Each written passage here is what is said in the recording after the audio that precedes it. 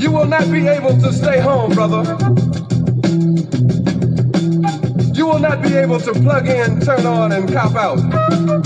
You will not be able to lose yourself on Skag and skip out for beer during commercials because the revolution will not be televised. The revolution will not be televised. The revolution will not be brought to you by Xerox in 4 parts without commercial interruptions. The revolution will not show you pictures of Nixon blowing a bugle and leading a charge by John Mitchell, General Abrams, and Spyro Agnew to eat hog maws confiscated from a Harlem sanctuary. The revolution will not be televised.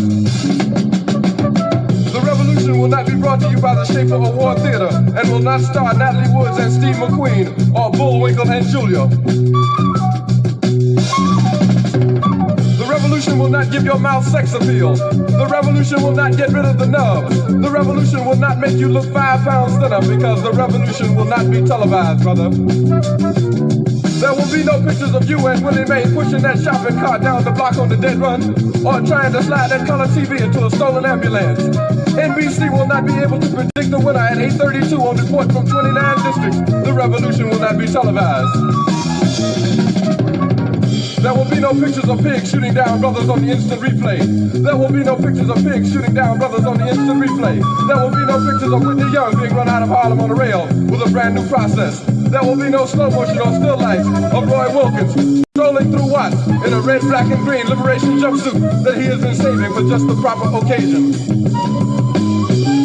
Green Acres, Beverly Hillbillies, and Hooterville Junction will no longer be so damn relevant, and women will not care if Dick finally got down with Jane on Search for Tomorrow, because black people will be in the street looking for a brighter day. The revolution will not be televised. There will be no highlights on the 11 o'clock news and no pictures of Harry armed women liberationists and Jackie Onassis blowing her nose. The theme song will not be written by Jim Webb or Francis Scott Key, nor sung by Glenn Campbell, Tom Jones, Johnny Cash, Engelbert Humperdinck, or The Rare Earth. The revolution will not be televised. The revolution will not be right back after a message about a white tornado, white lightning, or white people. You will not have to worry about a dove in your bedroom, the tiger in your tank, or the giant in your toilet bowl. The revolution will not go better with Coke. The revolution will not fight germs that may cause bad breath. The revolution will put you in the driver's seat.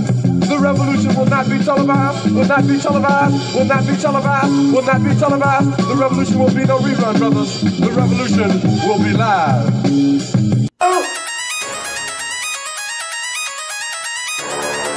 I'm talking about Shawty going crazy. People going crazy in them motherfuckers. Run that shit back, man. But it means nothing. Nothing. Without a woman on the day.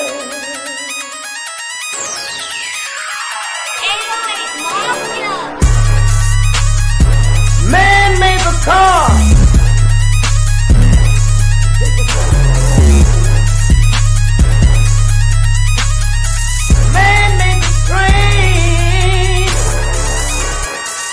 Carry the heavy load. Man made the electrolyte to take us out of the dark. Man made the boat for the water, like the 7-millimeter. Man thinks about a little bit of baby girl and a baby boy. Make them happy because man make them gone. But after man make everything we can,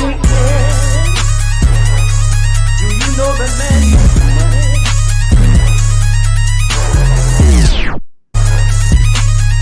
To buy from other men. This is a man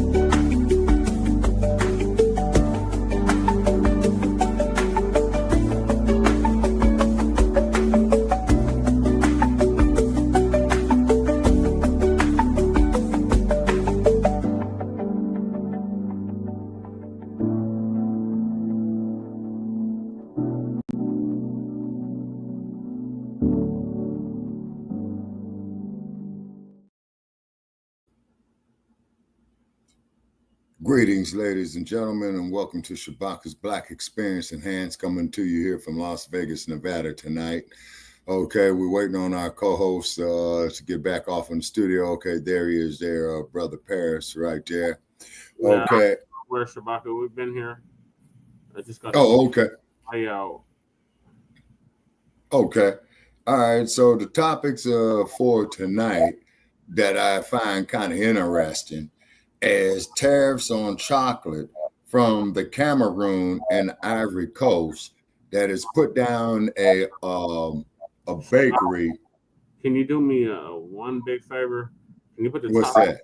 back in the private chat, because I wasn't able to copy and paste them in the description. So I only have Trump's tariffs have begun to take effect. Americans starting to feel it, and how can Black people in America and worldwide become self-sufficient?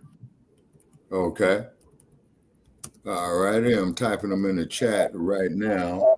Okay. On chocolate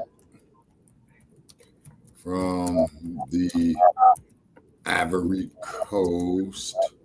Can you hear me typing? Yes. Okay. All righty. And okay, I'm trying to type soft. Okay. All right. Let's see right here. Preliminary.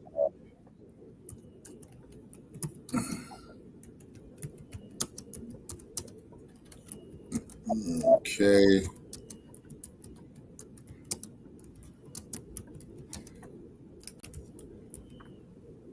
Okay. And a new topic that just came to my attention. Okay.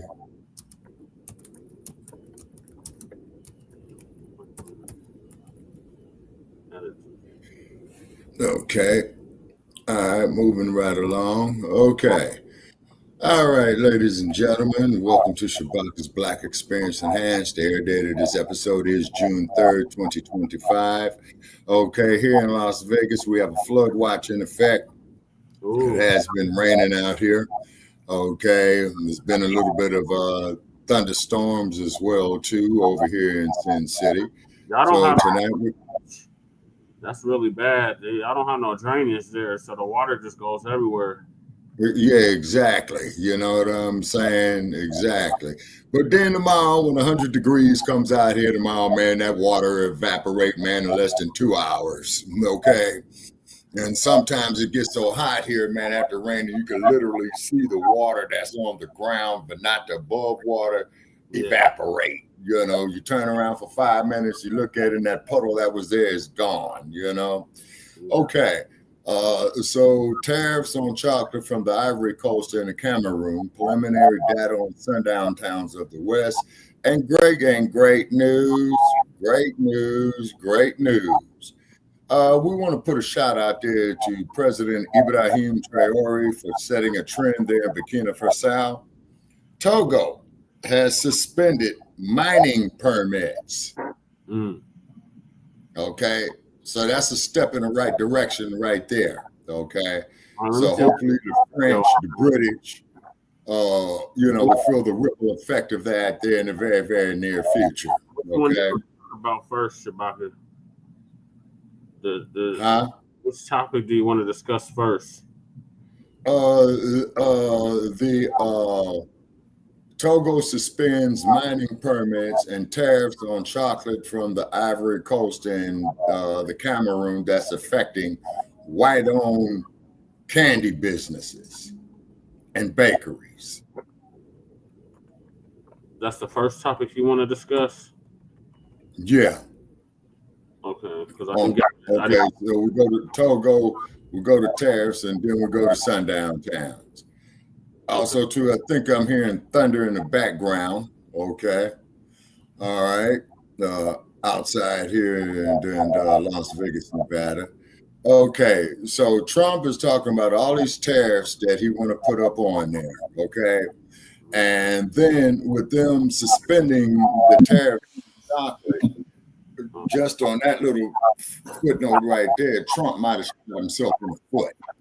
Okay, what do I mean by that? Okay, so so with the tariffs on there, that's raising the prices, of these businesses. And what's going to happen is just off the law of demand side economics, okay, is that people are not going to buy it. You see what I mean? That's how you send the message across.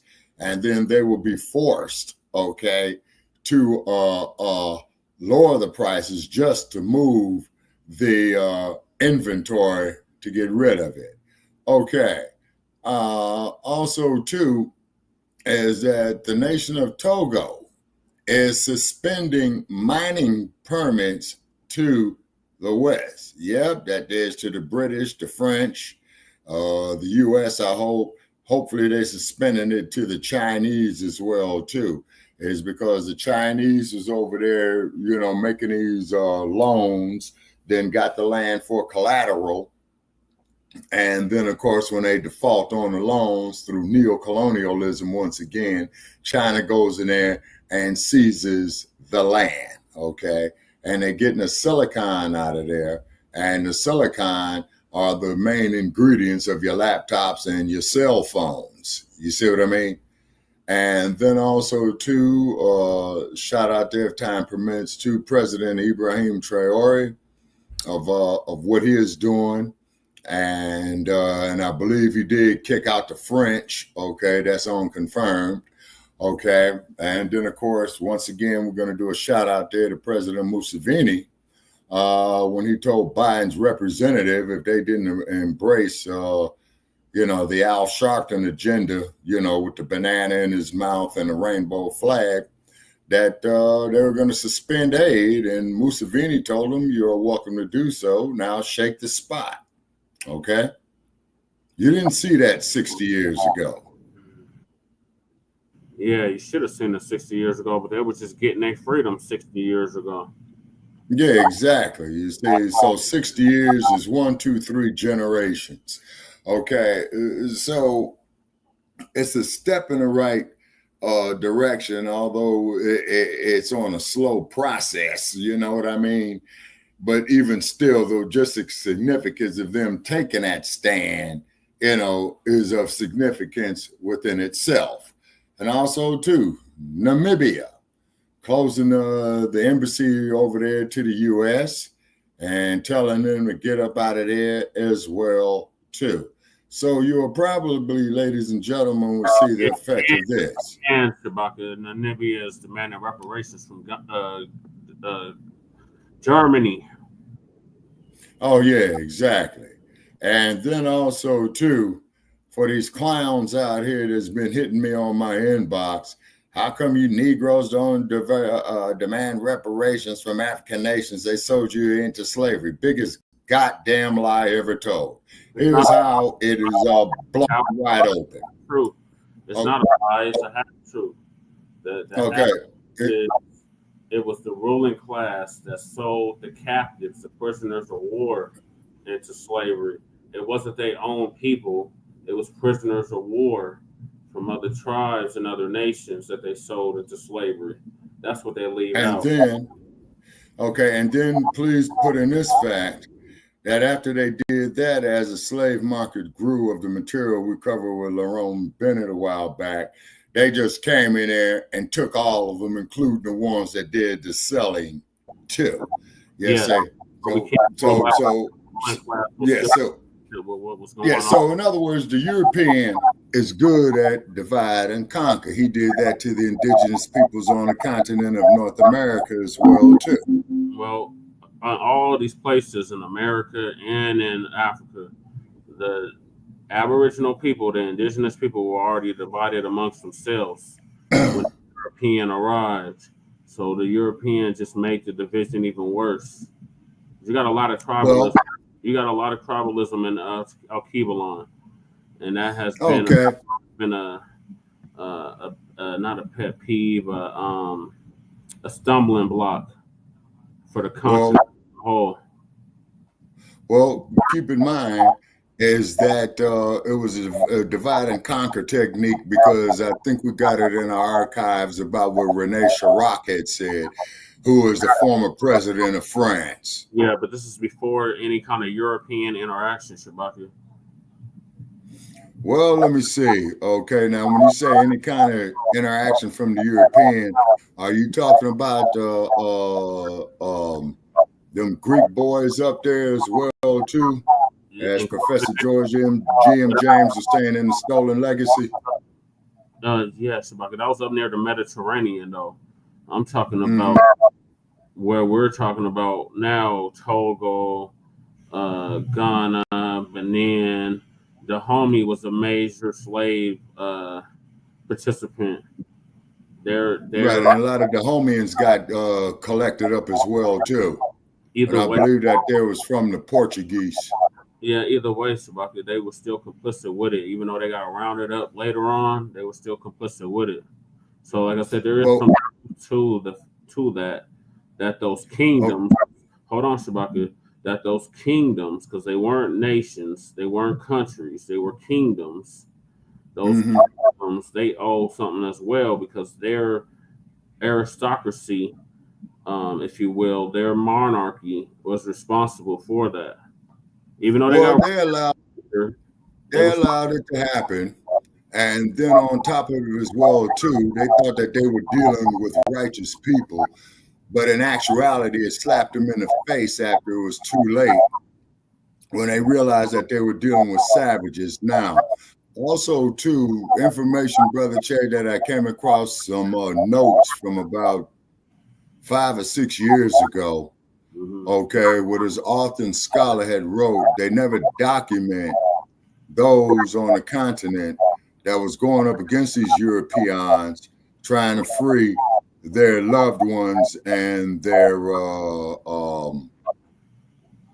countrymen, in a sense, but I'm using the term countrymen as those of their nation. Zinga and Amina, maybe, but yeah, Amina, yeah, okay, Amina. Okay, she did it up in Nigeria, and Zinga did it up in Mutamba. Okay, because I tried my best not to use these European names. Okay, and as we know, in Zinga had waged war with them all her adult life, from the time that she was in her late teens, early 20s, all the way well up into her senior years. You see what I mean? Okay, so, but they don't want to take no accountability of that too, is because I've been arguing with idiots on Facebook, and I'm through arguing with them. Only thing I'm doing is, with their stupidity, is delete and block. You know what I'm saying? Yeah, here's the thing. They don't.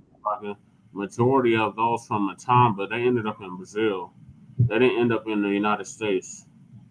Okay, but also too, Brother Che, they were also selling slaves from Brazil through the Caribbean as well too. Now, another place where you had a lot of people from the continent come from that landed was New Orleans, Louisiana, and Charleston, South Carolina. And where were well, we got the database, so I can pull it up. But where were they coming from the African continent? Okay, Cameroon, Nigeria, Ghana. Okay, now also too, very, very important, Brother Che, not to be the devil's advocate. Okay, what is the source of this information? Is this a Eurocentric source, or is it an Afrocentric source? I mean, at this point, does it really matter? It's been documented. Okay, yeah, it really matters, is because, as Rene Chirac had stated, we have always put up the propaganda to make Africans think it's their fault. And although we did it, and they benefited greatly on it. Okay, so what we got to do, we got to reach out to some non-tethers from the continent. Shabaka. So it looks like it's from Skip Gates. Oh, man, that is one of the worst goddamn sources you can get, man, because I've been reading his shit, man, and it's full of salvation. That's not a European source, though, Shabaka. Okay, regardless of how you feel about mindset, though, Brother Chad. Doctor, He that's has not even. European mindset. You asked me what source it was. I said it Yeah, came brother check.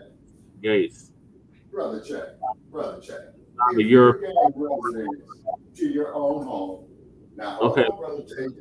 Just hear this question out. If you're gaining access to your own home, right, and I come up there, man, and saying that you are a burglar, okay, which is a false accusation. Plus, he detained him, which is false arrest. And then you had old Sambo at the time, instead of coming down on the police, what you had the power to do, what does he do? Let's sit down and have a beer. Shabaka, that's why we're not all one big African, and we're not going for that stuff no more. Oh, Sambo was a diasporic African, well, but he's not of our lineage, and that's why he didn't do nothing for us. Well, even But if he was, brother Chad, he still wasn't going to do nothing for it. either way, he would have qualified for Shabaka. I know, but we're not on that no more, Shabaka. So look, Rice University was behind it. Emory University, Pickens Center for African American Research, the National Museum of African American History and Culture, the Smithsonian, Omo Hondo Institute, Berkeley, UC Irvine, yep, UC Santa Cruz, the University of West Indies, and Washington University in St. Louis, which they had offered me to go to that school. And then Center for the Study of Race, Ethnicity, and Equality. So that's okay. Now let me ask you this question, brother Chad. All right. Okay, I have to come up here, man, with my blood transfusion thing again. You remember when we got old Sarge on the blood transfusion? yeah. Okay. If you saw a Clucks, okay, now this is hypothetical.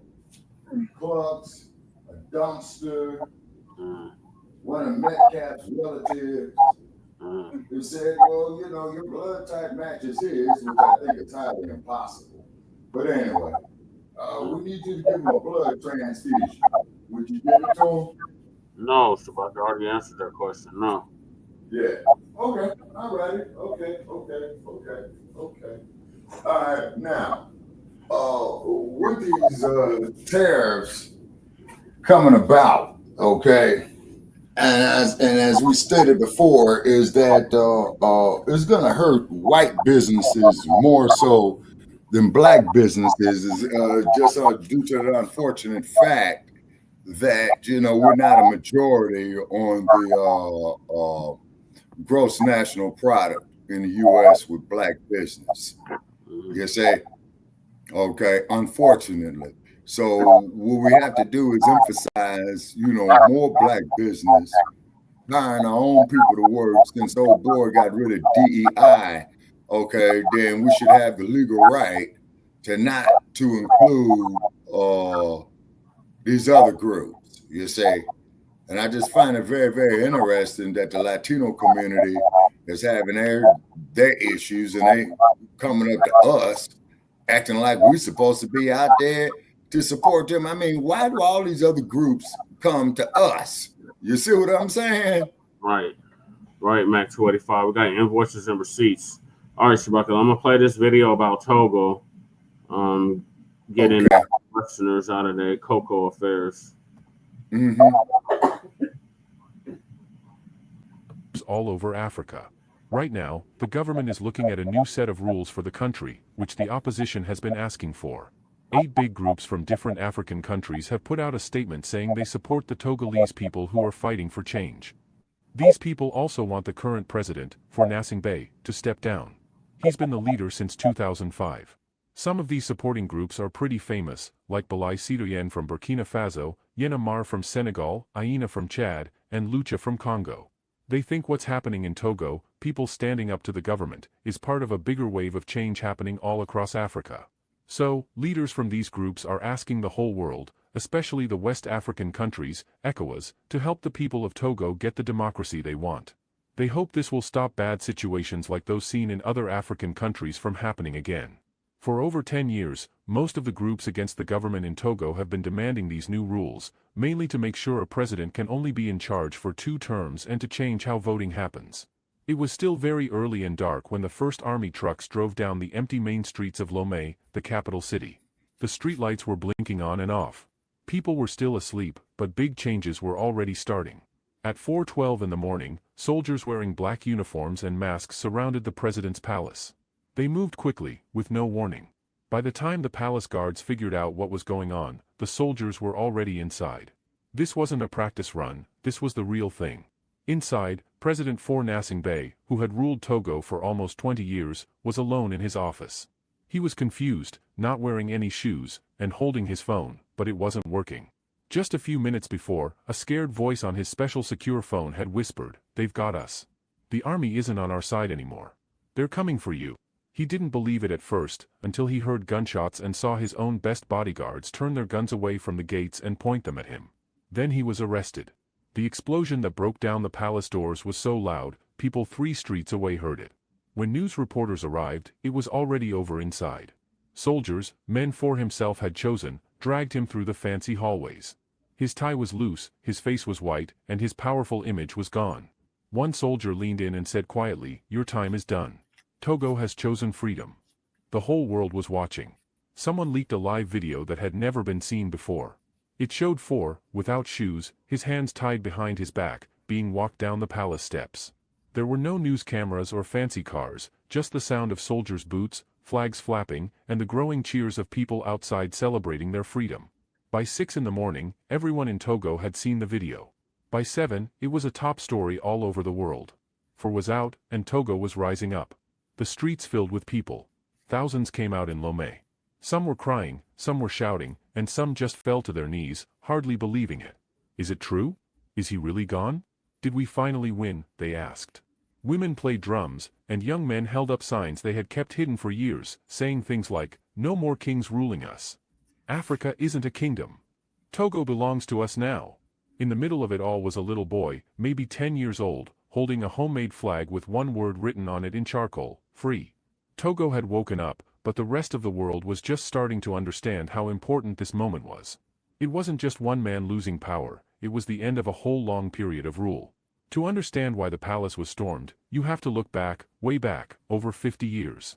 Togo's problems didn't happen overnight. One family, the Enhnaced, had been in control since 1967, almost like they owned the country. First, there was Enhnaced Ayadima, a soldier who took power in a military takeover and stayed in charge for 38 years. He ruled very strictly. Elections were just for show, not real choices. People who disagreed with him would disappear. The news was controlled. Fear was how he ruled. When he died in 2005, his son, Enhnaced, took over the presidency like it was a family business passed down. Four got into power very quickly, and many people thought it was suspicious and planned. Just hours after his father died, the army announced that things would continue as they were. They didn't ask the people, they just told them, "You had Ayadima, and now you have his son." People in Togo watched quietly because anyone who spoke out against the family faced tear gas, being forced to leave the country, or worse. Four started out sounding good. He spoke French well, had studied in Western countries, and had a friendly smile. He talked about making things better and modernizing Togo. But the more he smiled, the tighter the control became. He broke his promises about fair elections, blocked changes to the country's main rules, and ignored limits on how long a president could stay in power. Behind the scenes, advisors from other countries supported him, as long as business deals kept coming and France kept its influence. To the public, Four looked like a reasonable leader in West Africa. But privately, he was building up a system based on fear. The young people saw through it. But Four didn't understand one thing: the generation born after 1990 was different from their parents. These young people watched speeches by inspiring leaders like Thomas Sankara on their phones, read about African unity on Instagram, shared news about military takeovers in Mali and Burkina Faso on WhatsApp, and dreamed of leaders who earned their positions, not inherited them. They weren't scared, they were wide awake. And when leaders like Captain Ibrahim Traoré in Burkina Faso and Assimi Goïta in Mali took stands, young people in Togo thought, if they could do it, why can't we? A secret agreement started quietly within the army. It began with whispers among soldiers, quick looks between commanders, secret messages, and shared unhappiness. Young Togolese army officers, who had trained in other countries and seen democracy work, came back home feeling disgusted by the system they were supposed to protect.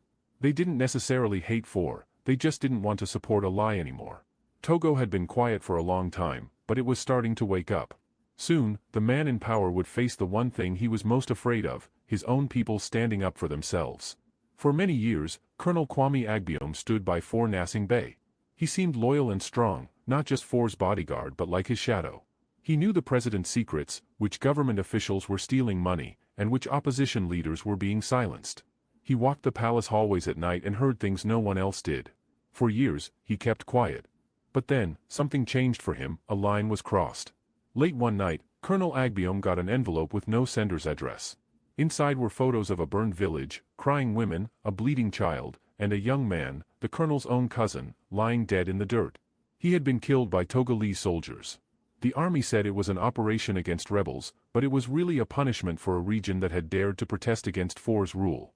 That's when the colonel realized he wasn't protecting a president anymore, he was protecting a cruel system that hurt its own people. So, over the next 6 months, Colonel Agbiom started building a secret group. They weren't rebels or hired soldiers, they were patriotic Togolese men in uniform, captains, lieutenants, intelligence officers. They were all young, angry, and very quiet about their plans. They communicated in code, shared maps, schedules, and plans of the palace. They called their plan Operation Minuet, which means midnight. The countdown to the takeover began. 7 days before, officers quietly changed guard schedules. 4 days before, security cameras in important parts of the palace mysteriously stopped working. 2 days before, a final message was sent to allies in Burkina Faso and Mali: get ready. The old lion is about to fall. And on the day itself, while Lomé was asleep, Colonel Agbiom unlocked the inner palace doors and let justice walk in.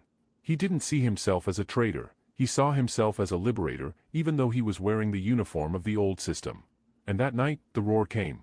Just after the sun went down, in cities and villages all over Togo, something amazing happened. People stood up. There were no main leaders or political parties organizing it, it was just ordinary people, angry, tired, and brave. In Lomé, thousands marched down the main roads holding signs they had made themselves, saying, "No more kings.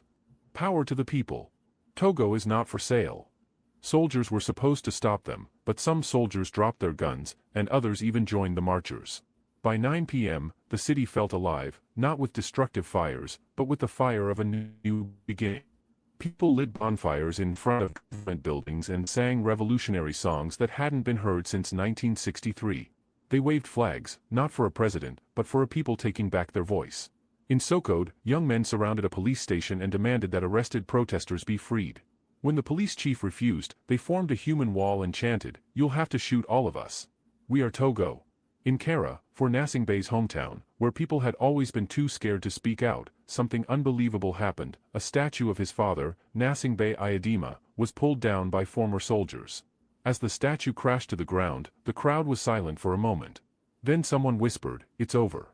And everyone burst into tears of joy and relief. Nobody told them what to do, they just knew. It wasn't just a protest anymore, it was like the whole country was waking up.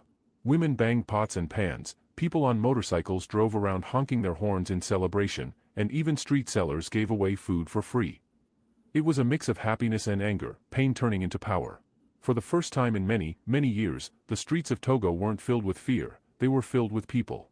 And as the night sky glowed with fires and the feeling of freedom, one message was heard across the country: the ruling family has fallen. Now we rise. When the sun came up over Togo, the rest of the world finally started paying attention. News headlines everywhere rushed to report what was happening. Army takes power in Togo. End of the Nasing Bey family rule. Revolution in West Africa.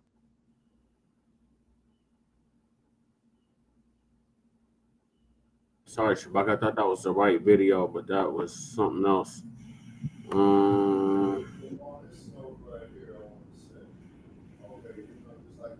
We can barely hear you, Shabak. You're like really far away.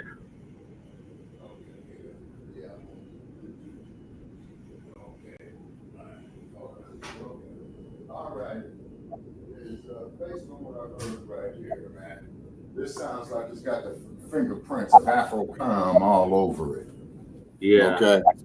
Okay, it's got the fingerprints. So therefore, you got some outside influence, possibly, and I'm willing to bet dollars to donuts from the U.S. on it.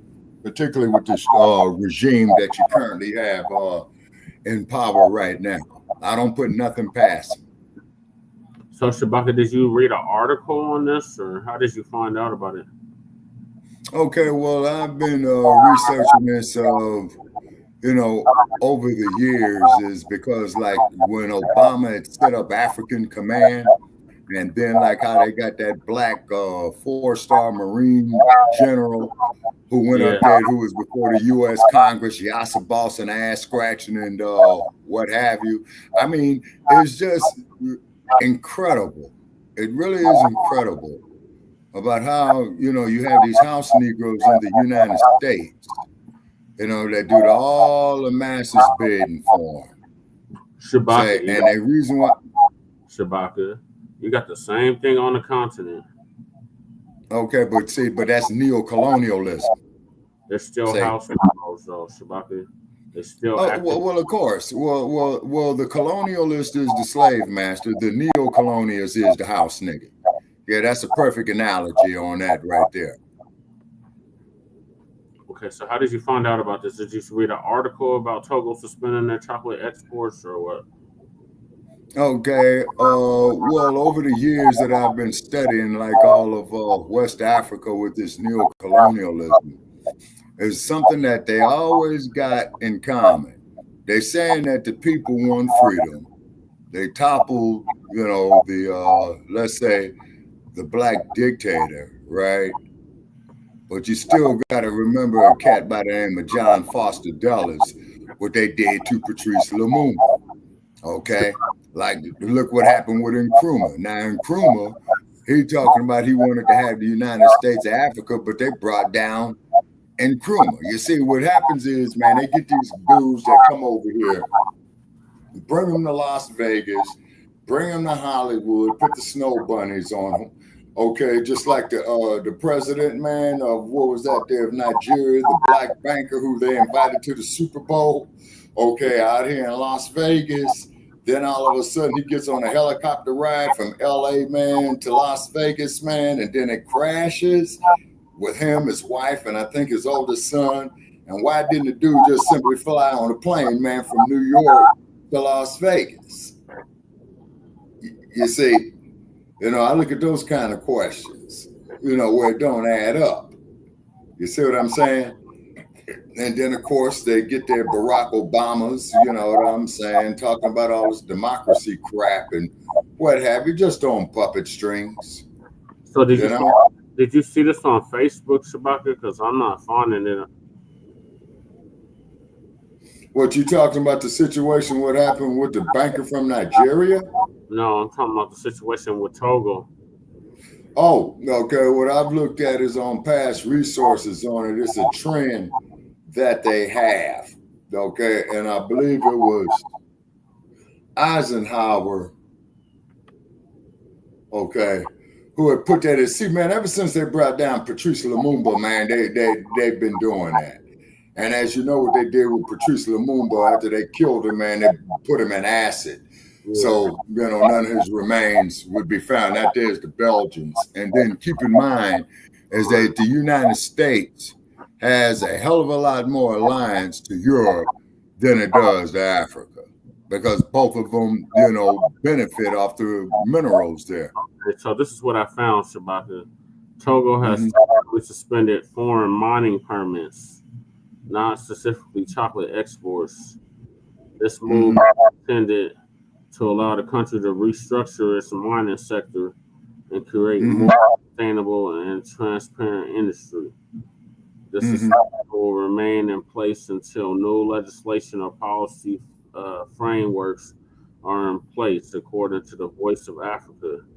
While action may indirectly impact coca imports, it is not a direct suspension of those exports. Okay.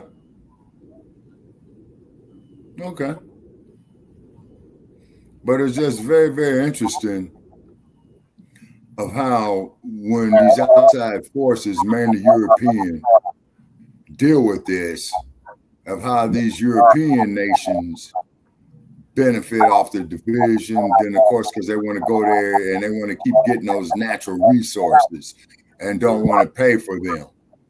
They say, now, this is what Ibrahim is doing over there in Burkina Faso. Because, as you know, who is this? Kelly Ray. Kelly Ray. Hey, how you doing, Kelly Ray? So ever since this, man, is that when Kennedy was the president, okay, that they went off over there because see, they did anyone solve world hunger yet? Laughing out loud. Okay, but the thing is though, is that when Kennedy was the president, okay, you know, he had went over there with the Peace Corps, right? Okay. She says, I missed you all. I'm coming back later this month.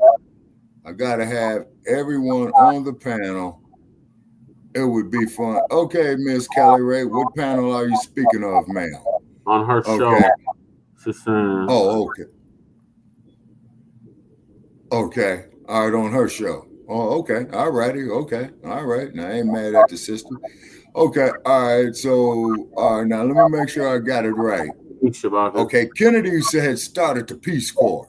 Okay. Kennedy had went over there, you know, trying to get that gold, trying to get those diamonds, you know, all those resources that the Europeans benefit heavily from.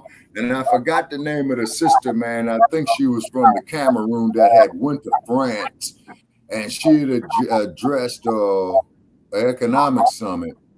And she was in response to what Trump was saying, all these Africa shithole countries. And she had stated, well, if it wasn't for these African nations, the West, including the United States and Europe, would not be the economical powerhouses that they are without those raw materials from those quote unquote shithole countries. See? Right. Well, let's read this article real quick, Shabaka. Okay, what you got? What's happening? So this is from the Voice to Africa. The government of Togo has temporarily suspended the insurance of all foreign mining permits as part of a sweeping reform to restructure its mining sector and prioritize national interests. Announced by the Ministry of Trade, Handicrafts, and Local Consumption aims to promote local value addition by ensuring that minerals are processed domestically before being exported. Authorities say this will remain in place until further notice as new regulatory measures are implemented to ensure tighter control and oversight of the country's national mineral resources. Under directive, only ferrous or non-ferrous metals that have been processed by local industries will be allowed to leave the country. This marks a major shift from previous practices where foreign companies could extract and export raw minerals with minimal local transformation. According to Trade Minister Kalau Mavidor Samanati, this policy is designed to strengthen Togo's industrial base, create jobs for Togolese citizens, and allow the country to capture more value from its natural resources. A special monitoring committee is being formed to enforce the new regulations and manage the permitting process and penalize any operator who fails to comply. The announcement has immediate implications for foreign companies operating in Togo's mining sector. While the suspension does not cancel existing permits, it halts the assurance of any new licenses to international firms.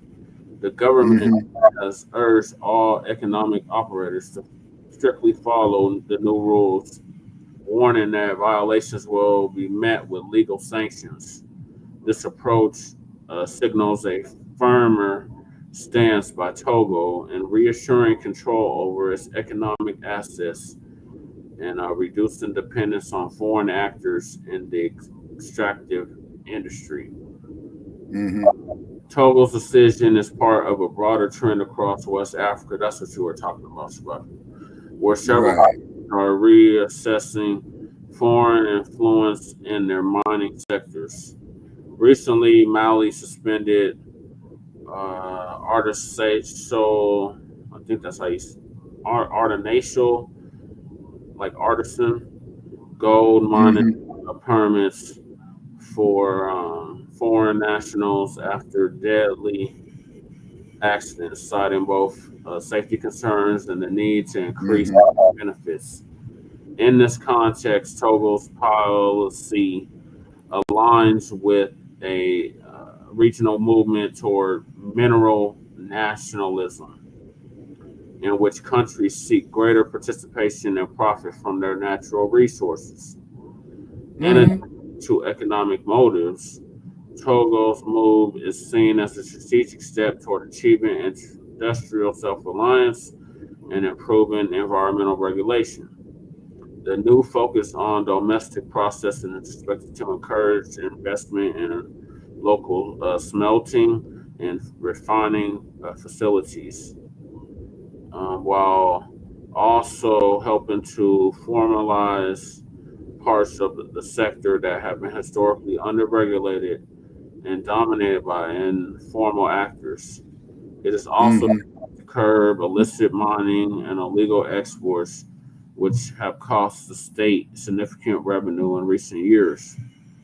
The government has yet to provide a specific timeline for when the suspicion will be lifted or detail the criteria that will guide the resumption of foreign permit issuance or insurance. Is it issuance or insurance? However, officials maintain that the pause is necessary to lay the groundwork for a more suitable, transparent, and nationally benefit mining industry. The suspension is expected to remain in effect until new legislation or policy frameworks are fully operational. As Togo takes this bold step to restructure its mining sector, observers across the region and beyond are closely watching to see how the country balances national development goals with its desire to remain attractive to responsible foreign investment. The success of failure of this approach could serve as a model or a cautionary tale for other nations rich in natural resources but eager to reclaim sovereignty over their economic futures. Okay.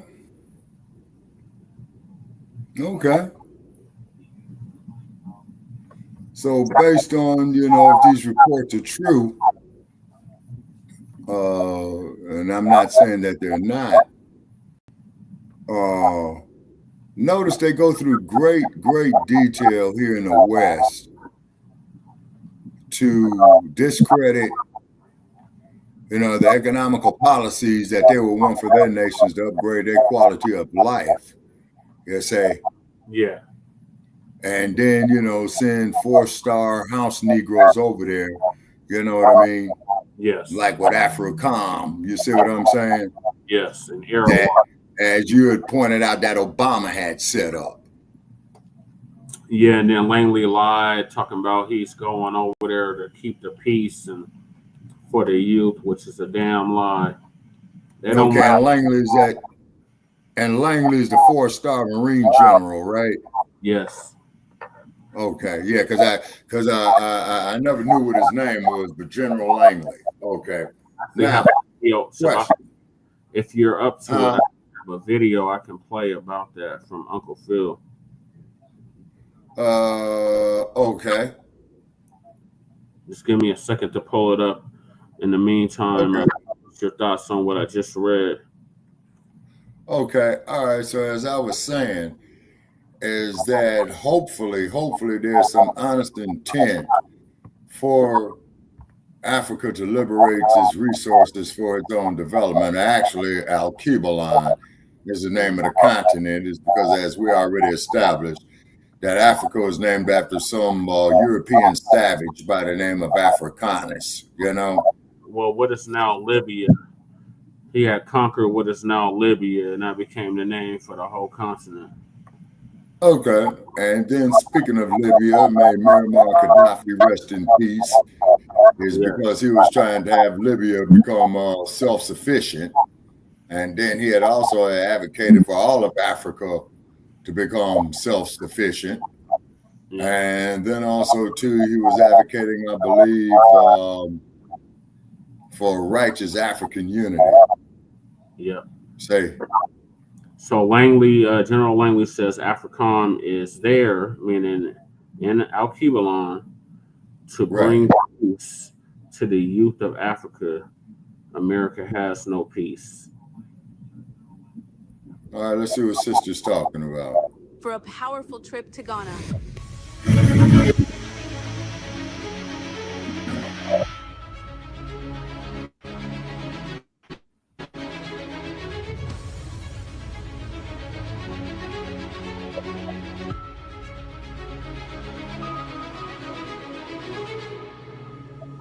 A key location in the history of the transatlantic slave trade and the story of our foundational Black American ancestors.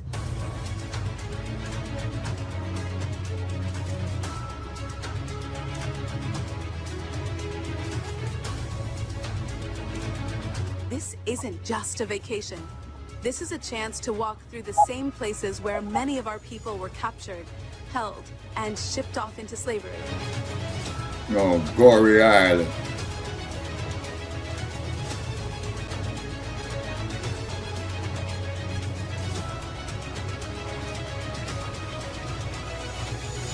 We'll visit historic sites like Elmina Castle and Cape Coast, where you'll see with your own eyes what our ancestors endured. You'll also experience modern Ghana, the culture, the people, the food, and the history they carry, giving you a broader understanding of how our story intersects with theirs.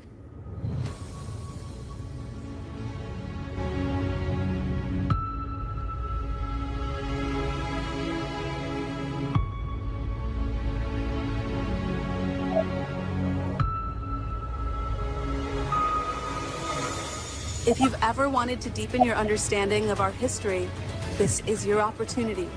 There are 25 spots available, and once those spots are gone, that's it. So don't wait.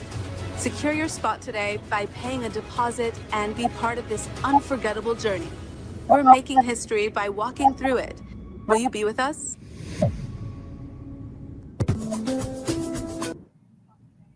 Out of Kenya.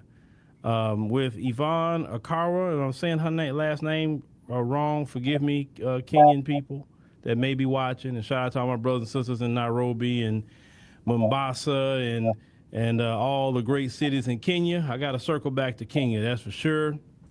I ain't seen my people in Kenya in a little bit, but so he did an interview with her. Now I don't know why, and I said, why is Langley doing interviews in the African continent? You know, because like, what is he on a propaganda tour for? So as I was watching some of this, I was like, okay, Langley, gotcha.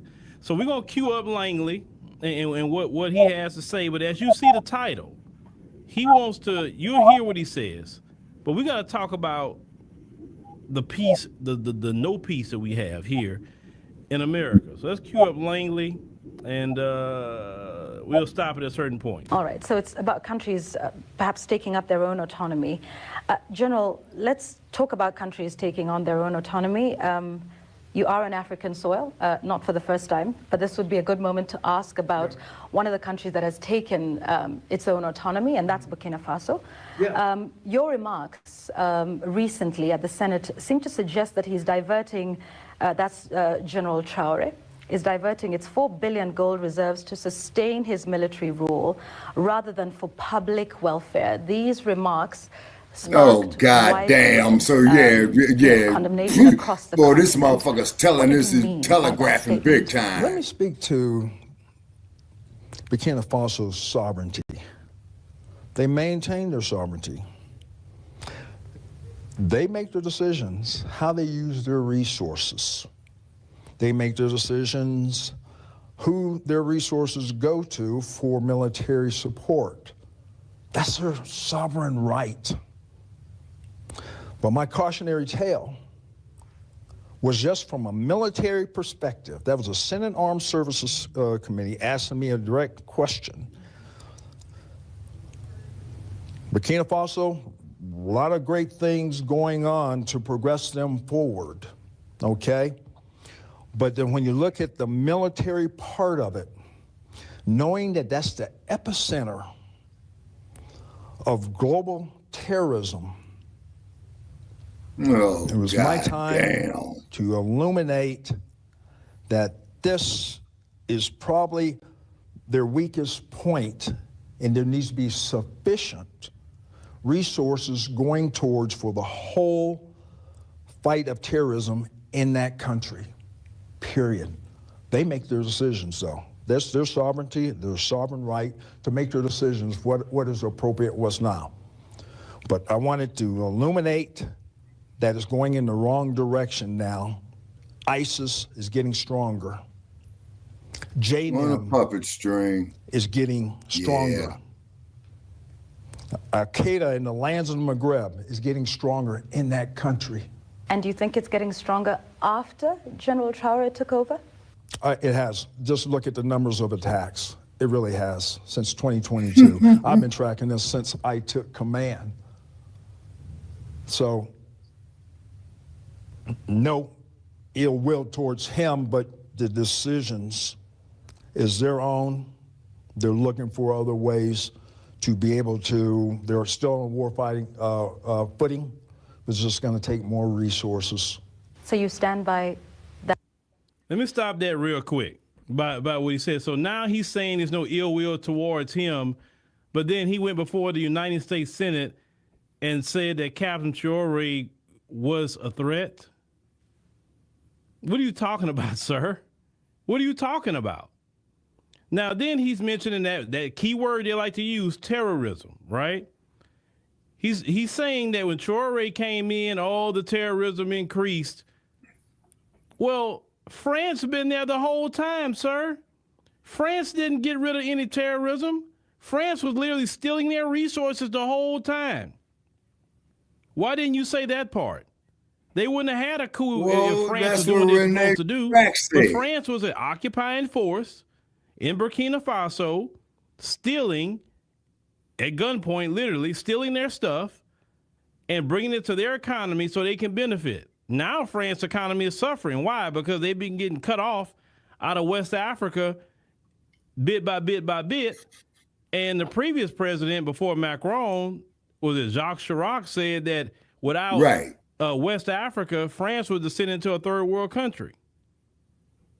They literally are, France is parasitic to West Africa. It's just bottom line. They're economically parasitic. Right. So Langley and all the Western powers. Okay, specify, they Kelly, don't like Rick. Any kind of person, Traore, whether it's Thomas Sankara, you name it, right? You can look at people here. They don't like black.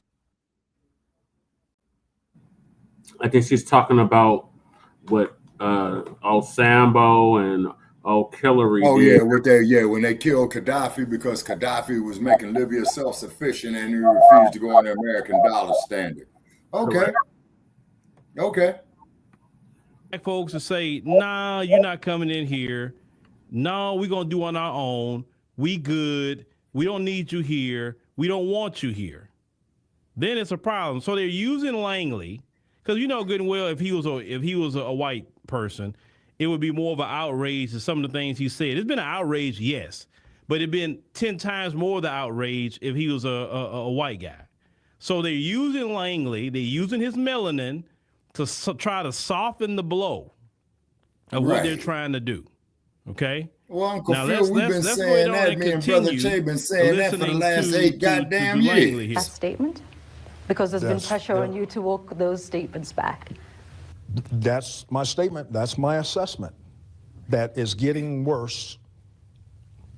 More needs to be done for not just local, but whole of country, because of these violent extremist organizations are seeking revenue, they're seeking resources, they're seeking recruiting from the Burkinabe people, and they're seeking refuge within their country. That threatens their sovereignty. And that threatens America's interest? Say again? Does that then threaten America's interests? Yes, thank you for asking that. Because especially ISIS, and of course in East Africa is inextricably linked all the way to ISIS West Africa, ISIS Sahel, and there's going to be probably a move afoot for them to move and seek refuge within the line. So we have shared objectives, and we offer to work together with the Burkinabe government and border countries.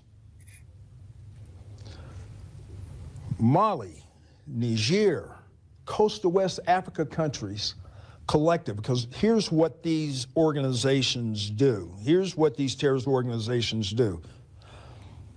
They seek refuge in the seams or the borders of these countries and lets them thrive and grow and lets them recruit, gain resources to carry on their illicit and nefarious activities against the populations of those people. And okay, so now do you see the play what they're trying to do now? Langley is basically saying that, trying to say Burkina Faso is a nation that harbors different terrorist groups, and they're gathering a foothold in Burkina Faso so they could try to label Burkina Faso a terrorist state, so they can put these immense sanctions on them, so they can try to mess with anybody that try to work with Burkina Faso, because, you know, once they put sanctions on a country, any country that works with them, they'll be sanctioned as well. You understand? So he's trying to It's a smoke screen, Kelly. Trying to do this terrorism argument, right? And keep saying it enough, even in the African media, to lay the ground for it's a terrorist state. And it came as a coup. It wasn't democracy anyway. So, well, you know, we need to go restore democracy back in Burkina Faso. Where have we seen that before? We've seen this playbook before. Kelly Ray, I'm primarily concerned myself. Don't make that move with our brother. people from the continent. Don't do it. Not because Mexico, it won't not go China, man. like it did with Gaddafi. But however, I respect your opinion. Those youth in the African continent, those young brothers and sisters, I've talked to plenty of. She's talking about Americans, Shabaka. She's talking about Americans in general. She's basically saying the American government should be concerned with what's going on in Mexico and China in regards to the fentanyl being brought into the country. That's what she's saying. Yeah, well, only thing I can say about that is that the fentanyl, you know, you got a whole lot of politicians who's getting paid off of that, just like when you had the crack epidemic during the 1990s. Okay, in regard to that. Well, that was the United States government that was involved with that too, Shabaka. Yeah, I know, just like how you had pointed out about Gary Webb. Okay, Mac 285, get home safely. Just like you had pointed out about Gary Webb, Brother Che. And then when Maxine Waters, when she was in her youth and The other congressmen tried to launch that investigation into it. They got shut down by the Clinton administration via Janet Reno. So these Democrats and these reptilians, you know, they're all in cahoots, man. They two sides of the same coin. Yeah, there's more, Shabaka. What's Uncle Phil They're not rocking with y'all like that. They don't even like a lot of y'all. Because they already see what y'all done in Iraq. They see what y'all did in Libya. Y'all left it in chaos. It's hellholes, especially Libya.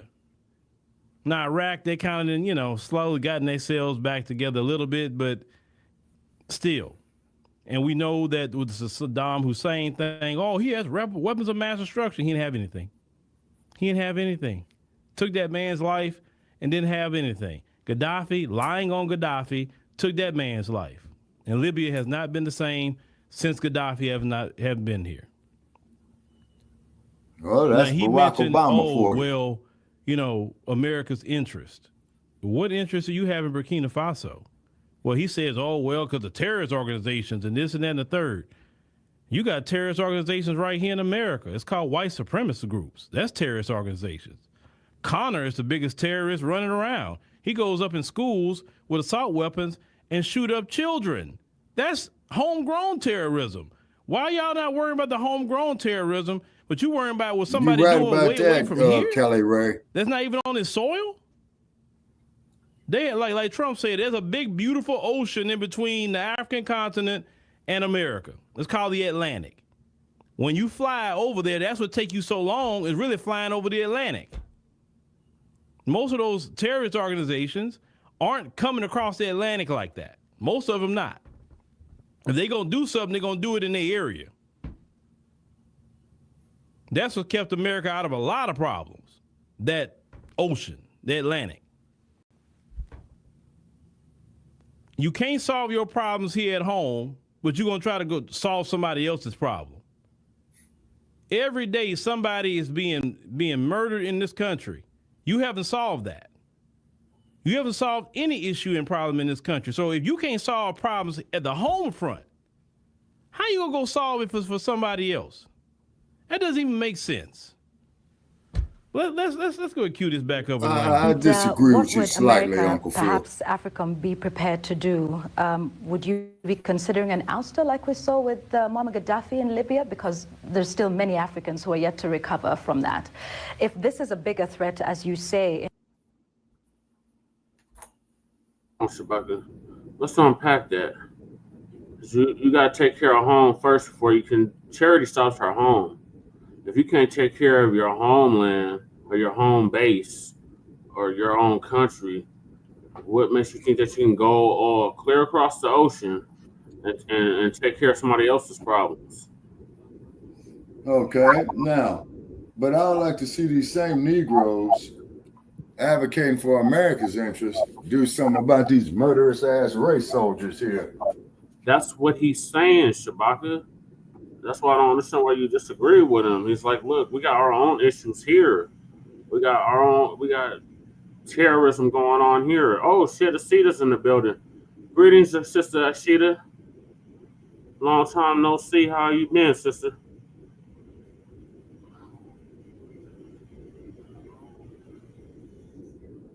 Shabaka, Sister Ashita's in the chat. Hey, Ashita, how are you? How are you doing? Langley and him trying to justify the U.S. involvement over there in Burkina Faso. Okay, would she like to, she says all good. Would you like the link to join us, Sister Akshita? Yeah, would you like to join us, sister? I can drop the link for you. She says she's doing all good. Okay. Okay.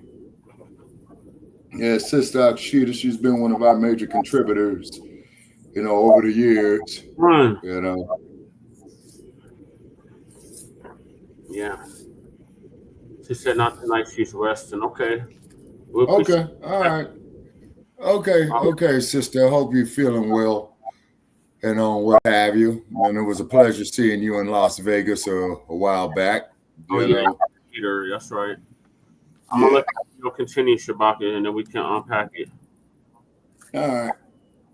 In Burkina Faso, what is AFRICOM prepared to do about it? We do indications and warnings. There's a number of activities that we do, and we'll just go ahead and mention building institutional capacity. There's not going to be U.S. boots on the ground. Very, very small for exchange of ideas and training, exercises. Over time, that builds institutional capacity and capability in these armies. There, AFRICOM, we are working towards a burden sharing and a burden shift for their independent operations. That's our goal. We have the shared objectives because these same terrorist groups can threaten our homeland. So we're in concert. I was just in African Lion over in Morocco. A number of countries working together to be able to Burkina Faso invited here today for this conference? Yes. Yes. They were invited to African Lion in Morocco. Yeah. Yes. Yeah. Like I said, we're moving forward. Okay. We're moving forward because we have that shared goal of defeating terrorism. All right. Speaking of... Okay, before I get there, now she asked him about Gaddafi and what happened with that and how a lot of Africans see that issue, which the world see that issue, right? He says, what? No, it's not going to be American troop boots on the ground. They don't have to be. You got NATO. Now, he did not say, no, we're not going to ousted him. We're not going to do anything like that. We're not even seeking something like that. He just said, talking about building institutions. What does that even mean, Langley? You did not say no. You just said it won't be American troops. Don't have to be American troops. France would love to go do it. So you say, see, I told you I wasn't involved. No American troops went over there. Yeah, France did it or somebody else in NATO did it. Remember, when it came to Gaddafi, it wasn't American boots on the ground to go get him. NATO was bombing the hell out of Libya. We haven't forgot that. And y'all used rebel groups on the ground to go get at Gaddafi. It wasn't no American boots on, and mercenaries, also in mercenaries, to get at him. Now, see, Brother Che, that's another thing about these soldiers of fortune. You use groups within the country and mercenaries. And, well, use NATO. So you can say, well, I didn't do it. My hands are clean. Y'all been doing that forever to destabilize nations. Man, it's like these people play the same game. They don't want a stable Africa. That's what y'all have to understand. They just like they don't want a stable black community here. They don't want the Caribbean stable. Anywhere where black folks at, they do not want stability. Because if black folks in the Caribbean can get stable, they'll get mega rich. If the brothers and sisters in the African continent can get stable, they become mega rich. If FBAs can become completely stable as a community, we'll be mega rich. So what they do, they go around all throughout the world to try to destabilize FBAs, Caribbeans, Africans, anywhere where definitely we and others, but definitely us. They want to keep our communities and countries in shambles with crooked leaders, so they can have their perverted playgrounds, so they can have their currency low, so they can go just buy up everything. I mean, if you look at it, some of the same problems I've seen it with my own two eyes. The same problems that you have in America with FBAs, I can go find that same problem in the Caribbean. I can go find that same problem in the continent of Africa. And nobody even really hung around each other and grew up in each other's neighborhoods. And yet I see the same problems because I see the same person causing the problem. Great Black Shark in there, he knows. He's been around. He knows the problems. Let's continue with Lang. That because the reaction out of the statements that you made about Burkina Faso were several African leaders feeling you are speaking on sovereignty issues that America shouldn't be. And as a result, there are those who see the role of Africa as less of a partner in, the war against, shared threats, as you mentioned, and more of a protector of Western or American economic interests that allows access to Africa's vast mineral resources, and as more of a paternalistic relationship than one of respect amongst peers. What would you respond to that? I respond that there's others on the globe that do that.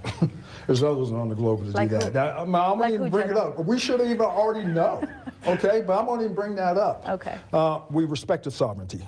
We respect their decisions. We respect their decisions of who they choose as a security partner. And then we measure the common denominator that's keeping these countries across the Sahel from progressing forward. You know, in 2050, you know, the largest workforce on the globe is going to come out of the continent of Africa.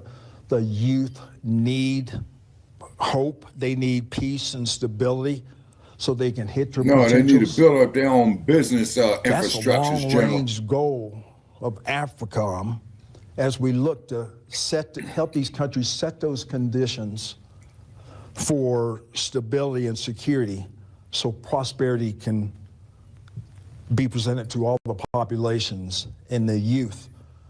Pan-Africanism is real and it's strong. Oh, God. Langley is talking about Pan-Africanism while he's serving the empire. Langley, come on, brother. Why are you mentioning Pan-Africanism, brother? Why did you use that term? You're serving the empire. Hold on, y'all. I got to go hear that again. And there's opportunity to come up on the global stage. Speaking of that, because... I respond that there's others on the globe that do that. There's others on the globe that do that. I'm going to even bring it up. We should even already know, okay? But I'm going to even bring that up. Okay. We respect the sovereignty. We respect their decisions. We respect their decisions of who they choose as a security partner. And then we measure the common denominator that's keeping these countries across the Sahel from progressing forward. You know, in 2050, you know, the largest workforce on the globe is going to come out of the continent of Africa. The youth. The largest you know, workforce. that right there is actually a threat. Think about the Key threat. sentence. Largest They're workforce. globally declining. We're talking about the folks. Globally declining in numbers. And they know by 2050, the African continent is going to have the majority of the people. They know this. That's the threat. Need hope. They need peace and stability so they can hit their potentials. That's a long-range goal of Africa as we look to help these countries set those conditions for stability and security so prosperity can be presented to all the populations and the youth. Pan-Africanism is real and it's strong. And there's an opportunity to come up on the global stage, and this continent can do it. That's what we really envision. So, if General Langley is using the term Pan-Africanism, yeah, we probably need to leave that term alone and get another term. The U.S. government is not for no Pan-Africanism. We know that. They're for themselves. They're for global domination. Yeah, the Kennedy and Johnson administrations, you know, sabotaged that in the early 60s, Brother Che, to support your premise. No. If the U.S. military is saying that term now, Ron Karenga. Yeah, please drop that term. You could say, you know, we need to unify. We could say anything else, but no. No. Well, you know, and Javon said, yes, they need those resources. America, the Western world, does not have those resources. So they want them cheap. No, they don't. And they want to be able to get them anytime they get good and ready. They do not want to pay full market value for resources. Of course not. And especially, you know, with Gaddafi, he was really about to break the Western world because he was like, hey, this new currency gonna be a gold dinar. So you would have to trade your money in to get this, and your money's not really worth much because it's paper. And they're like, oh, no, he got to go. We are not about to let him turn us into a third world entity. Oh, no, no, no. Yeah, thank Barack Obama for it. Yeah, Javon, yeah, you know, you said, I thought Pan-Africanism is a divisive term for this administration. Well, you know, let me tell you something. the way the devil works. The devil will say any term to get his objectives. He'll say terms to disarm you, to make you think he's on your side, right? So if he has to say, yeah, I believe in Pan-Africanism too, just for you to lower your defenses so he can get in with you, he'll say it. Langley wants to do some Pan-Africanism by trying to destabilize Burkina Faso, try to claim it's full of terrorism going on in Burkina Faso. That's some Pan-Africanism, Langley. It don't sound like Pan-Africanism to me. And maybe if you was on some true Pan-Africanism, Langley, maybe Captain Chiore would have called you by now and wanted to sit down and meet with you as a brother because you were doing some Pan-Africanism. Langley, Chiore, and anybody else who got common sense can see you're not on no Pan-Africanism, no black unity tip, brother. You're not. You can go tell them in Kenya that if you want to, but you surely can't tell us that.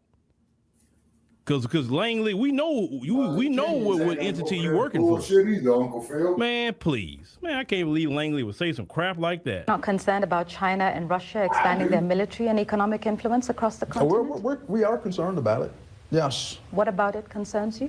Well, you know, their influence. Their influence may not be looked upon as being a positive influence. For who? For America or for Africa? Well, for Africans, okay? Shout out to Yvonne. Yvonne, thank you for telling him that, because I'm glad you told him that. And then, so Americans have that have that in mind, that for the African people and across all countries be able to hit their maximum potential and independence and sovereignty and also freedoms by rules-based international order, being able to get on the global stage and take a leadership role and provide for the people in peace and stability.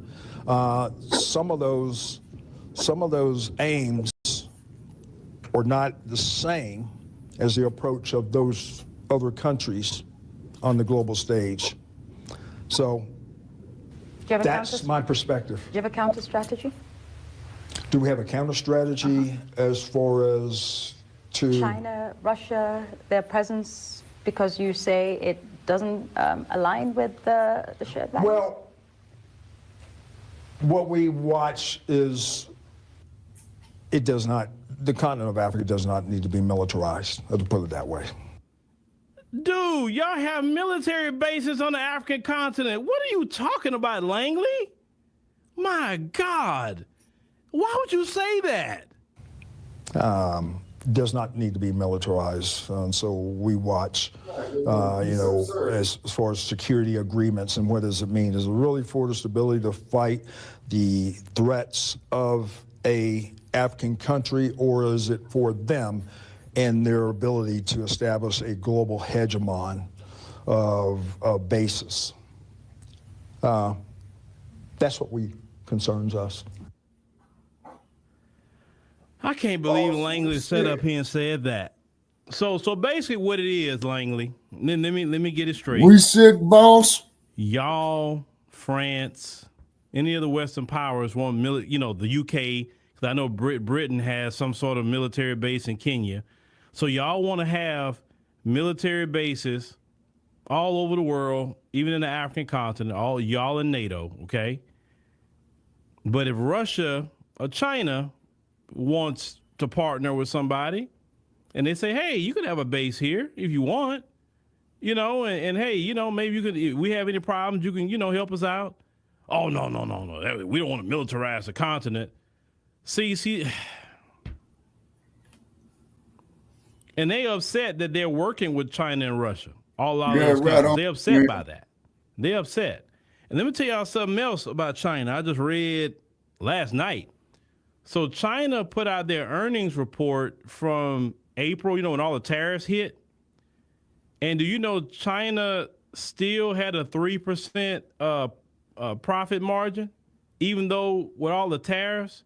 Now, if I was China, I'd be like, oh, well, we can get 3%. We can get 13%. We can get 53%. We can get 100%. Yeah. That's with tariffs being put on from the United States, meaning that China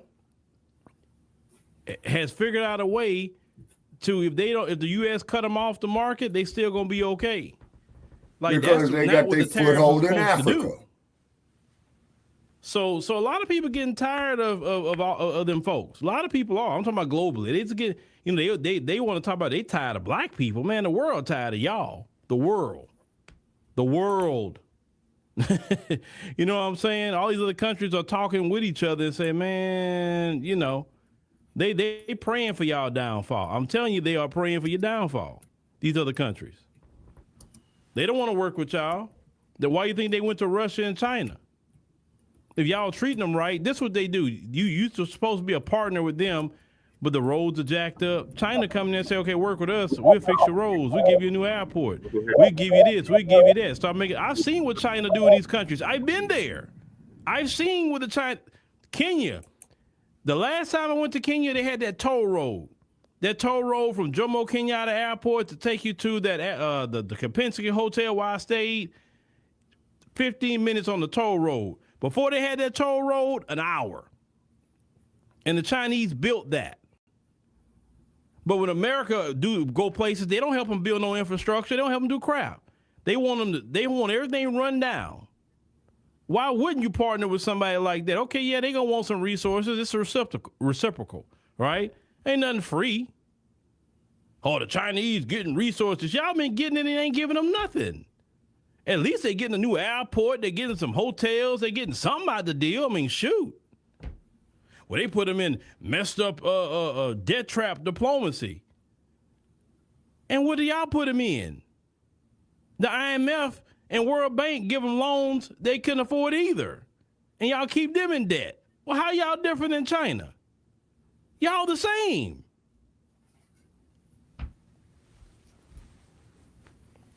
They are the same. I'm just trying to, it's amazing how they always talking about China all the time. And like they, and look, recently, I don't know if y'all heard about China, something else they did.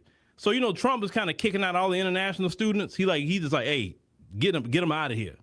Well, China just said, hey, any international student that's being deported from the United States, come over here to China. We'll put you in school over here. We'll give you education over here because discrimination isn't right. And China is opening up its doors for you. You know how bad that looks on the United States that China just said that? And the dude spoke in English to say it. He ain't speaking Mandarin. You know what I'm saying? He kind of China pulled the Suge Knight. If you want somebody dancing in your video, come on over here to China. We got a place for you. I'm looking at how China moving. I'm like, man, China, I'm watching how China is really just playing so many chess moves. And you're really seeing how remedial these people are in this country. Remedial. Elon Musk is remedial too. The numbers just came out on that. So in the European market, he lost 49% of his sales in the European market with Tesla. He literally destroying he's supposed to be this genius, but destroying his business, literally he built, destroying it. It ain't no way I'm going to get with anybody toxic and destroy what I built. It ain't happening. I don't care what they got. It ain't happening. But these people crave power so much at the sake of everything you built. And now I just saw a headline talking about he leaving the Trump administration. It just came across the wire. I saw it on my phone. Oh, now you're leaving because the shareholders are pissed. They're like, hey, man, you destroying all you tanking the stock. You destroying the investment for what? Being around that dude? Yeah, people are pissed.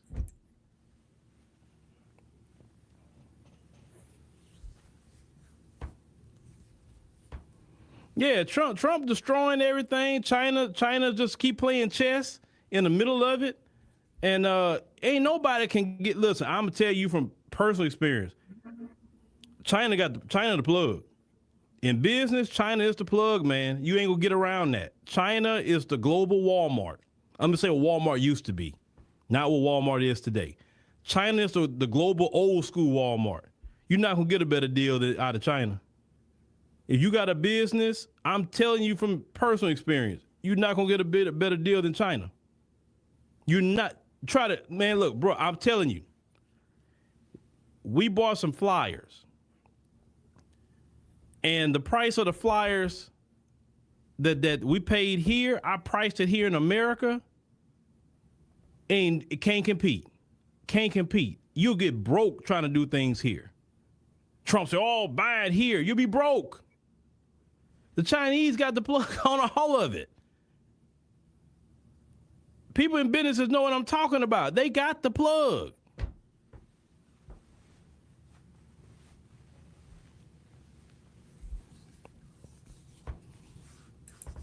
You ain't gonna stop nobody. You know, you could try, but man, businesses in America was suffering with them tariffs. Now, right now, it's a rush to, like, you say, okay, 90 days. Now everybody's rushing right now to get stuff out of China right now. Because we don't know what he going to do after the 90 days. But the reason why he did that is because the business people are saying, hey, bro, you're doing too much. You need to back off of this China stuff, type man. Off in the chat room, man, about Antioch, California. That's near you. Everything come from China, man. Y'all, and it's y'all fault. We had manufacturing in America, but y'all sold it off. See, y'all thought y'all was going to make a profit and hurt Americans, definitely FBAs, and now look at the position you in now. Y'all made China go from a third world country to where they at today. Rodney say, oh, buy it here. I wish I would buy some things here. Let me tell you something. The price, I think at the time I had got 1,000 flyers. And it was good size too. I only paid $100 I think maybe $27 just to get 100 flyers here was $150. So I get 900 more flyers for the price of 100. Man, why in the world would I sit here and get anything from these people in this country and I can save some money? That's dumb. That's silly. It's not coming back. Okay, Jay Militant, that's the next subject of the sundown towns of the West. They're not going to do it. They're not. Yeah, they're learning. America does not revolve around them. Yeah, most empires that decline, it's slow, but it's slow and painful because they see it coming. They see it and they can't stop it. But all right, ladies and gentlemen, thank you for joining us on the stream tonight. We greatly appreciate it. Like and subscribe to Front Line Blacc News and follow the like page of Shabaka'S Blacc Experienced Enhnaced.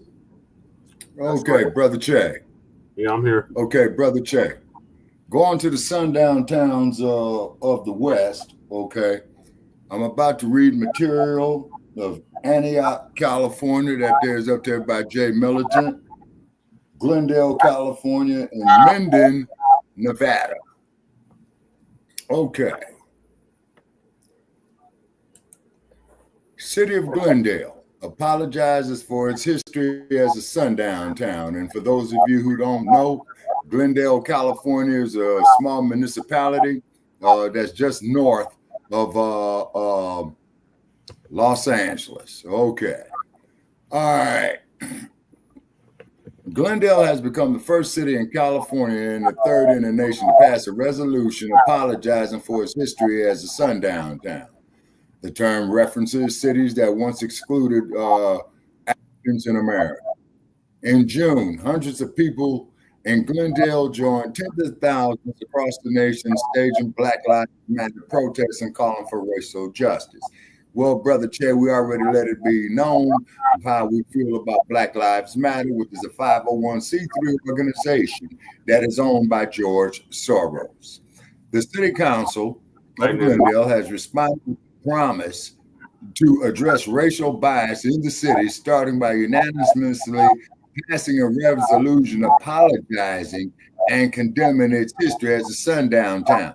Now, it seems to me, folks, that they ought to be kicking out some revenue for that, don't you think? As described in the book Sundown Town by historian James, well, I'm not going to say the historian's name because I'm not promoting nobody else's shit. I'm sorry. The phrase was the name given to thousands of cities in the U.S. where Black people were warned not to be caught after dark. Just like what happened to my ass up there in Placerville.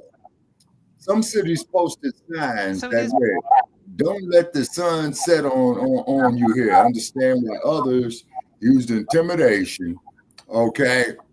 Let me get rid of this damn ad. I got a whole video pulled up. But finish the article, Shabaka, and I'll play the video about the sundown towns of California. Newspaper clippings dating back to the 1930s documented Glendale's history against Africans in America. The city at one time was headquarters, you're going to love this, people, of the American Nazi Party. So what do you got to say about that, stinky bird? It has the legacy, and it makes sense to address that head on, Glendale City Councilman Dan Brotman said. The city councilman says, while the resolution is mostly symbolic, it's an important first step and toward creating a more equitable city. It sounds like to me, man, y'all need to be kicking out some reparations checks, okay? Right. To make it more equitable. What is equity? Value, money, precious material. The resolution does commit us to look at how we conduct affairs in Glendale and look at how racism may be playing a role. That shit's still going on today. Tyra Peterson heads up the Coalition for Anti-Racist Glendale. She says the resolution means the city gets to take ownership of its painful history. To quote Brother Paris, cut the goddamn check. Being able, hey, we know we were once this way. We're no longer that way. And this is what we're going to do moving forward. You see, ladies and gentlemen, that last sentence I read right there ought to be an insult to your intelligence. Now, the difference between a wise person and a stupid motherfucker is we do know the word is intelligence, is because we're wise people right here. The city council also agreed to hire an investigator to do a historic context study to document the racial history of Glendale and to look at how racial bias may play and factor in the city's hiring practices, housing, and police policies going forward. Cut the check, start putting them race soldiers in jail. It's extremely empowering and makes a community feel like they can come together, and now we could think about healing and reconciliation. Like I said, cut the goddamn check. Okay, now, what was the other one on my list there, Brother Che? Okay. Okay, Jay, Militant, we're going up to your part of the world, to Antioch. Yeah. We got Dynamite on the air. Greetings, Dynamite Black Power. Thank you for joining us again. I could think of nowhere better to be than to be right here with y'all. Over 196,940,000 square miles. Y'all landed here with us. Oh, I'm glad you called on me too, because hope you don't mind. I'm gonna see if I can do a simulcast with y'all. I'm putting it on mine too, so everybody get a chance. Yes, sir. You're more than welcome to do so. Okay, I got it up on the screen. Yes, sir. Black Power. Always. Okay. All righty, Jay, Militant. Okay, Antioch wrestles with past discrimination against us. Okay. Oh, well, this is in regard to Chinese immigrants. Okay. Yeah. This right here, though, that I have on the screen is about the history of the sundown towns of California. It's about 4 minutes long. Mm-hmm. Okay, all right. So since we're not Chinese, we're gonna still stick with our folk. Okay, Brother Che. I'm clicking out. Okay, go ahead, Brother Che. On the past, right? California has a history of so-called sundown towns. These are places where Black people and other minorities were excluded. Yeah, just like what they told my ass in Placerville. That were set in the community. Harassment and sometimes violence. One of those cities was Glendale. Our Coco McAboy explains how the city has now become a trailblazer in recognizing its troubled history. Okay, and for those who don't know, Glendale is a suburb of Los Angeles. Curator Ara Oshagan sorts through boxes filled with newspaper articles, photos, and documents, all showing Glendale's troubled past. Okay, Jay Militant, exactly. Know something about Glendale's racist past. They know that some things happened in different places in the city, but nobody really knew exactly the details, or nobody really delved into it. Until 2020, following the murder of George Floyd, curators, librarians, First place, fuck Black Lives Matter is owned by George Soros. Yeah, I said it, and I take responsibility for that comment. Library Director Gary Schaefer. Libraries don't forget. We keep information, and I think what the team did that was very unique is they took what could be really dry information and they really made it accessible to people. The online exhibit with videos and guides details the city's history as a decades-long hub for the American Nazi Party and the Ku Klux Klan. The KKK holding rallies in Glendale as recent as the 1980s. The archives also proving Glendale was one of many sundown towns in California and throughout the nation. A sundown town is a city or town that is all white on purpose, so uses informal and formal means to keep African Americans and other people of color out of the city. Though there was no I'm a Black man in America. I'm not a person of color. Excluded Black people through informal policies and police intimidation, preventing Black residents from buying property or simply being in the city at nighttime. We didn't have Jim Crow in California, but we had sundown town laws. Tara Peterson, the CEO of the YWCA. Well, sister, I beg to differ. Look at a murderous organization called the Los Angeles Police Department. Behind remedying Glendale's past. We really need to talk about issues of race in our community. We need to talk about the issues that people of color experience. Peterson and community leaders formed the Coalition for an Anti-Racist Glendale and drafted a historic sundown town resolution. We have to first acknowledge our history, and we have to apologize and atone for it. Glendale City Council passed the resolution in 2020, making Glendale the first city in California to do so, and just the third in the nation. It becomes a tool. It becomes a tool to advocate for other changes. So as the city of Glendale is looking at its policies and practices around housing, as it's looking at its policies and practices around economic and businesses, we're able to now say, hey, remember you passed the Sundown Town Resolution? The cities of Burbank and South Pasadena, both former sundown towns, passed similar resolutions after Glendale's move. It has inspired other communities to follow suit, and that is, feels really good to be a part of a city. Means another city by the name of San Marino, which is just south of Glendale. Forward, following Glendale's discriminatory history, a past Oshagan wants people to know and learn about through his exhibit for years to come. I think when you're moved emotionally or psychologically, then you shift your perspective, and I think art has the power to do that. And if you change your perspective, then there's hope for change. Coco McAboy, Fox 11 News. Our thanks to Coco. And by the way, as Coco pointed out, Glendale, the first city to do this, but there are some 100 other communities in California that were so-called sundown towns. So we'll see if other communities follow suit. Yeah, like Taft, California. Yeah, like Allentown, California. Imagine navigating a world where stepping out. Okay, I was trying to find the one about Antioch too. If Jay Militant can join us, I'm sure he would have some knowledge on that because it's near him. Antioch is the northeast of the Bay Area, I believe, if memory serves me correct. Do you want to you want to get on the panel, cuz?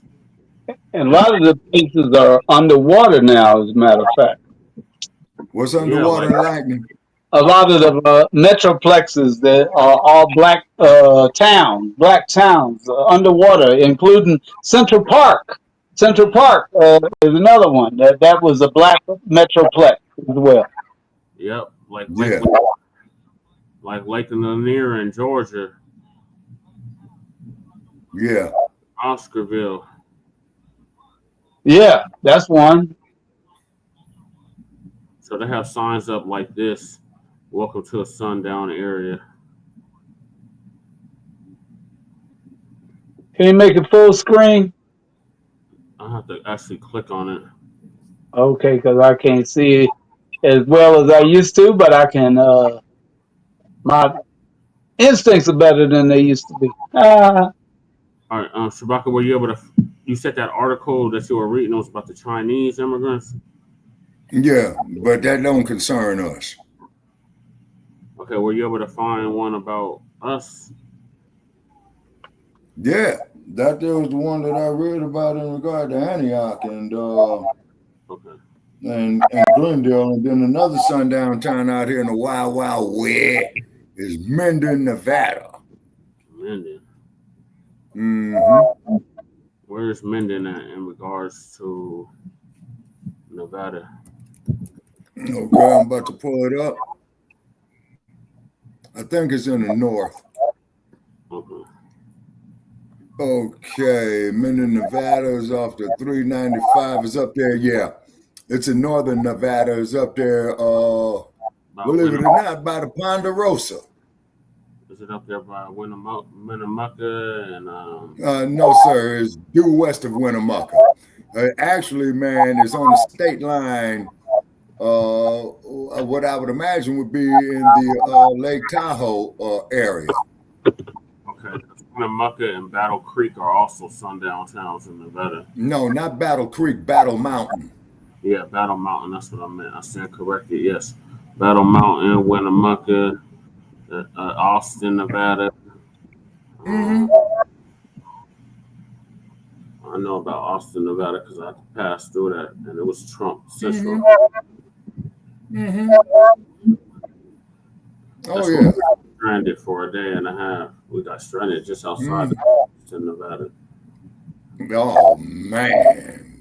Glad you survived it, brother. Right. All right. Dynamite, what are your thoughts on the sundown towns in California? Oh man, everywhere, not just California. Shoot, to go make sure you got your weapons ready for war when you go to them places. Like the young brother that got the trucker that was killed going through a sundown town. What was that in was that in Texas or the Carolinas? I think I was in one of the Carolinas. Carolinas, I believe it was Carolinas. Yeah. Yeah. Wasn't that long ago, but yeah, he was going through a spot where the people are known for having a problem with black folks even parking there, and that's all he was doing was parking overnight. You know. Yeah, well, see, that's why you stay away from those rest areas, man, when you travel, because when I travel, I don't go to rest area. Might have been better because he was on the side of the road. See, the rest area, they got cameras and stuff on rest areas. You come out better in the rest area. Yeah. Yeah. It's more well lit. Okay, but as you know, Brother Che, when we was doing the episode, man, when I was up there in Montana. Yeah. And you remember when I got approached by the law enforcement agent up there? We were on the air, Lightning. Yeah. Mm-hmm. Yeah. Now, out of all fairness, I must say, he asked me a couple of questions. He asked for ID. He did not search the vehicle. He did not pull a weapon on me. But however, just imagine if it was one of those good old boys, man, yours truly wouldn't be here to this day. Yeah, that's true. Any interaction we have with the race soldiers, that could be the outcome. Yep. Mm-hmm. He was probably looking at me that I was an old nigga. He was probably looking at me that I was an old ass Uncle Remus type of nigga. You know what I'm saying? Yeah. Although I'm not Uncle Remus, you know what I mean? Right. But just from his perspective, you know what I'm saying, Dynamite? Yeah, right. Let him take whatever he wants. Just get on where you got to go. You know? Exactly. And we was on the air when it happened, Dynamite. Yeah.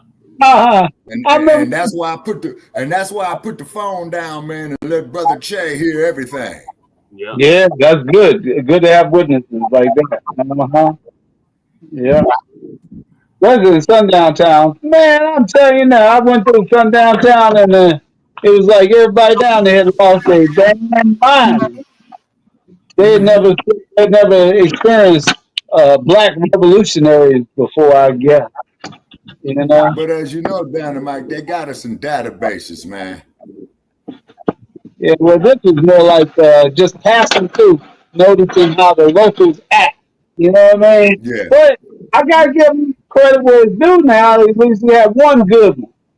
Yeah, one good one, but man, I'm telling you now. He might not have been a good one. It might just been like, hey, it's daylight. No, Yeah. Lightning, this here was in the middle of the night, sir. Oh, that's even worse. Yeah, this was after dark. So Shabaka says topic. Actually, we were broke down in Sundown Town overnight. So basically, ain't get no sleep. You know what I mean? Just watch our flank. You know what I mean? Yeah, Well, exactly. About it because I'm like this in pitch blackness. They better be on their P's and Q's. But so I mean, because that's how we should be anyway. It's like, man, it's like sundown or sundown. You be looking at down there of AK-47. You know what I mean? Now here's one for you out of historical note, y'all. When Muhammad Ali was making his comeback in 1970, he was in training camp, and Lester Maddox, the governor of Georgia, was the one that granted Ali a license to fight in Atlanta. Okay, so the champ was down there training, and so he was out there, after they had put their work in for the day, he was speaking to Drew and I believe Wally Youngblood.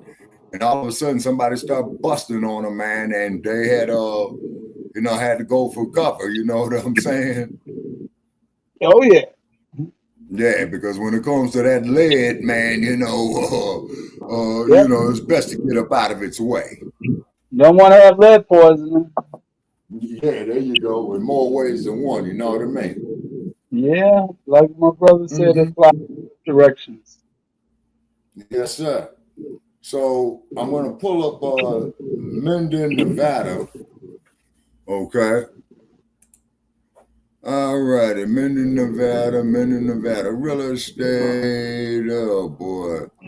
Hotels. Oh, man, I'm so tired of this dang shit. Okay. Did you hear about? Did you hear what Putin said about number 47 and all of his input and all his damn interference? What did he say? He's like, you keep messing around with us and you next.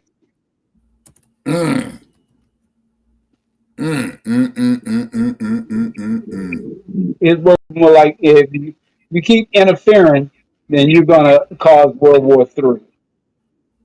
Damn. Mm-hmm. So that's insanity. Okay.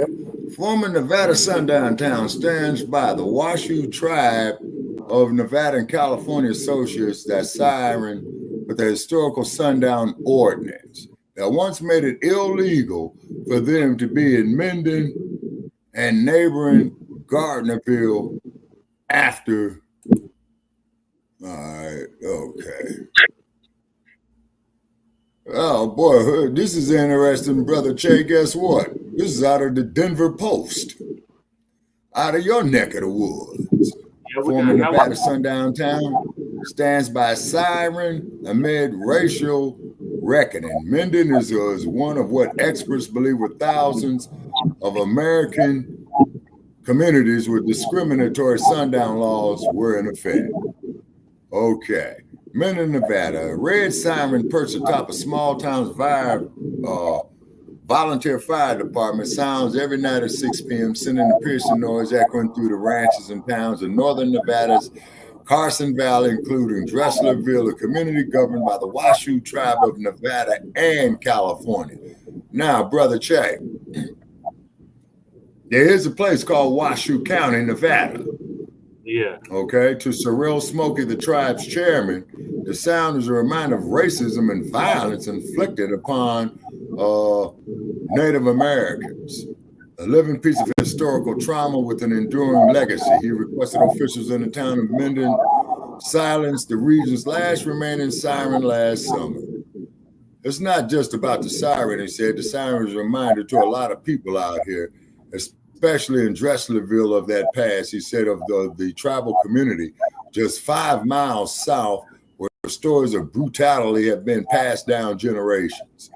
Minden is one of what experts believe were thousands of American communities where discriminatory sundown laws are in effect, either through formal ordinances or unwritten rules enforced with intimidation and injury.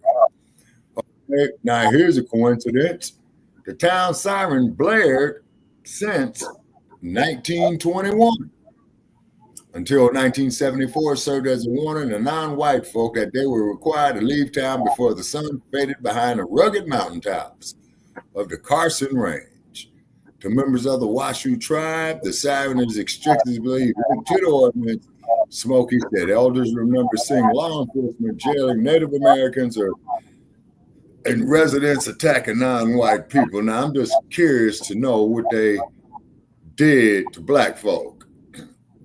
Those signs are a reminder of that history, and the fact that they're still used indicates that our present is not so far removed from the past, said Heather O'Connell, a Louisiana State University sociologist who has studied the correlation between sundown ordinances and contemporary inequality.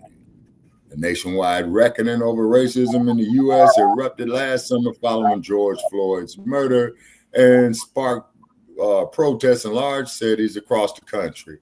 And in small, mostly white towns like Minden, it revived a 15-year-old debate over the siren and whether it should be silenced. In 2006, county officials turned off the siren, hoping to improve relations with the Washoe. But it was sounding again 2 months later, following backlash from locals. As consolation, Minden passed an ordinance describing the siren's intent as honoring first responders. Woo, the hypocrisy is real. The siren earlier this year drew interest from state lawmakers along with the Riders Against Racism, a group of Bay Area and Lake Tahoe mountain bikers. The organization gathered 13,000 signatures to petition to silence the siren and held a ride through historic Washoe lands from the town to the shores of Lake Tahoe. Well, as we all know, was up there by Lake Tahoe, the Ponderosa. Entering the state banned sirens, alarms, and bells historically associated with sundown ordinances as part of a new law that also directs school boards to replace racially discriminatory mascots. Minden fought the passage of the law. Some residents in the town of about 3,200 people have referred to efforts to shut off the siren as cancel culture. Others have defended it as central to their heritage and likened its sound to a dinner bell, a traditional small town hallmark that makes the historic ranching community unique. Wow. Yeah, I have a Well, one thing I can say about that, I'm not going to read all of it. But the fact of the matter is, ladies and gentlemen, is that we are hated because of who we are. Yes, sir. I got to pull it up right now. All right. It's literally on the screen. So what you just read, they have passed that law in 2021. Mm-hmm.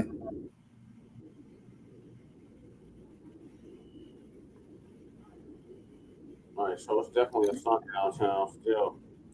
Okay, Jay Militant, could you be more specific on your last comment, sir? Oh, he's talking to Matt.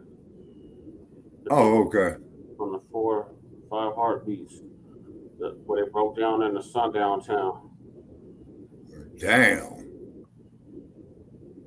If you ever seen the 5 heartbeats, there's a scene in the movie where they break down in a sundown town. I don't remember that part, but I did see a movie with, remember on the 5 heartbeats when they broke down in a sundown town. But there was a movie with Jamie Foxx. Wait a minute, not Jamie Foxx. What's the brother who left Hollywood, man? Damn. Terrence. Terrence Howard?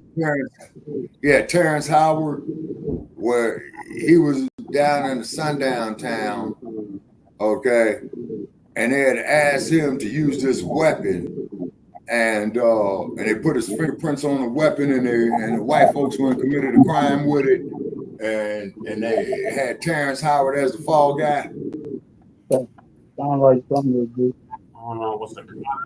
That's why anytime I handle anybody's weapons, I always put on a pair of gloves, just for that reason. I forgot the name of that.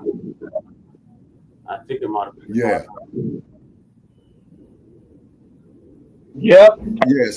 So for safety's sakes, people, putting it out there, if somebody wants to show you a weapon and ask you to hold it, make sure you got some gloves on. Yep. I watched it going down real good. I handed back shining. Shabaka, I got a map for all the towns that exist right now. Okay, you got a map of what now? I had a map of all the sundown towns. Oh, yeah. And they had a hell of a lot of them in Illinois. I know that on the map. Particularly in a place called Effingham, Illinois. What's that spot? Salt Lake, Utah. Salt Lake City, Utah? Yeah. That's definitely a sundown town. Don't be around. Yeah. Exactly. Yeah. I'm surprised they had sundown towns up there all around the Bay Area off that map right there, Brother Che. There's SDL right there. Yeah, zoom up the Bay Area right there, Brother Che. It's mostly Mormon. You know, it's mostly Mormons down. Yeah, in Salt Lake, yeah. So let me see. Tracy, South San Francisco, Marin County, and Antioch. Okay, if you could blow that map up there, Brother Che, because that's right there by Panther Town.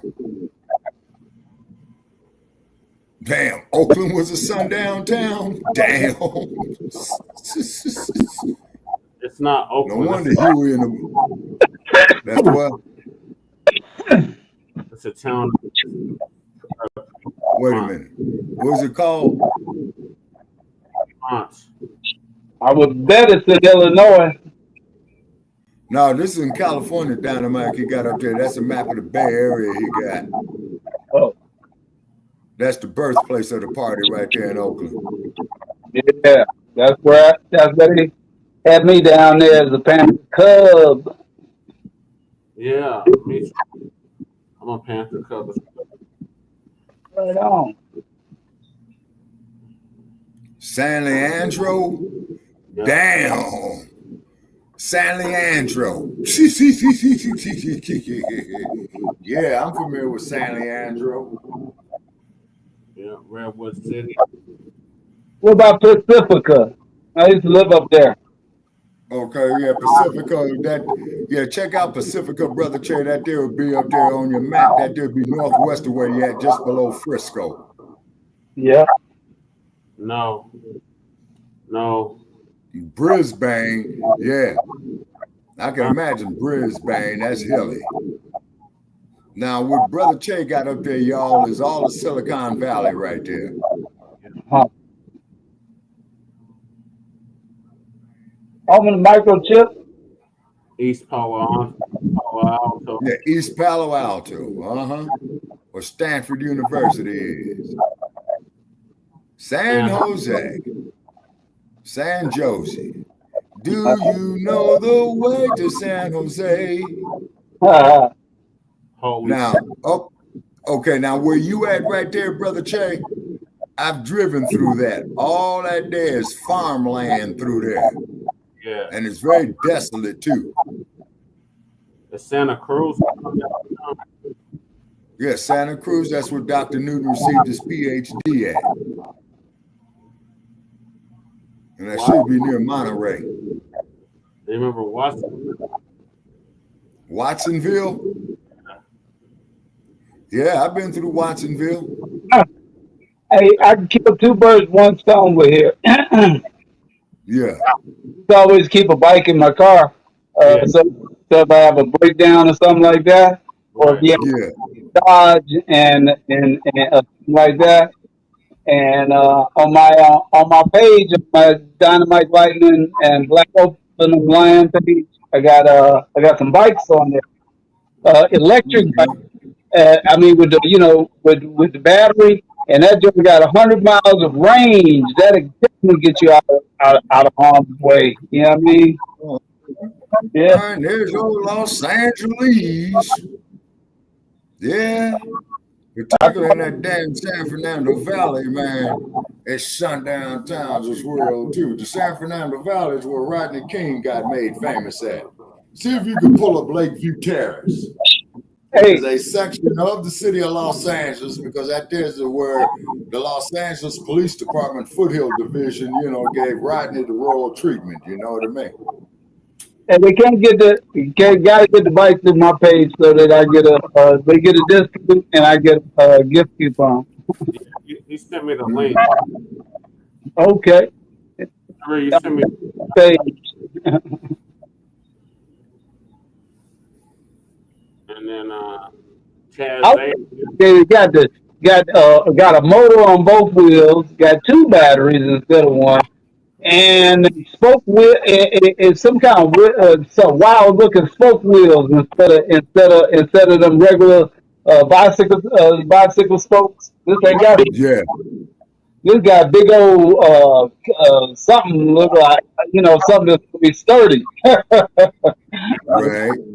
Keep it like $1,500. And then south of Long Beach right there is Orange County. That's where old Mickey Mouse is. Yep. Huntington Beach, Irvine, Santa Ana, Minster, Fullerton. The Presidio right outside of San Francisco. Actually, Dynamite, funny you should say that about the Presidio, because the Presidio, sir, sits right there by the Golden Gate Bridge. Yep.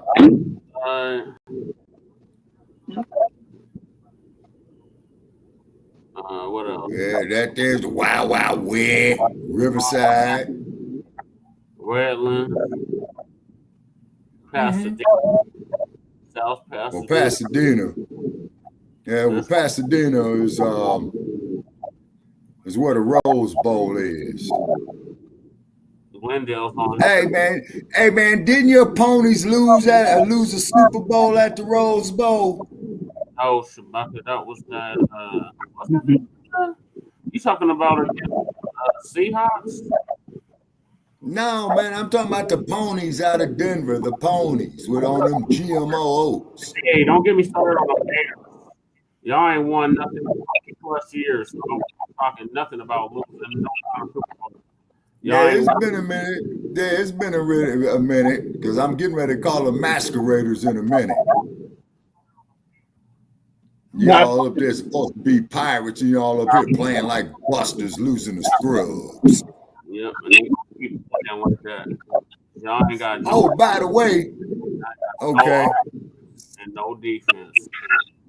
Okay, Santa Ana, Orange County, Linwood, Southgate. That's a hood.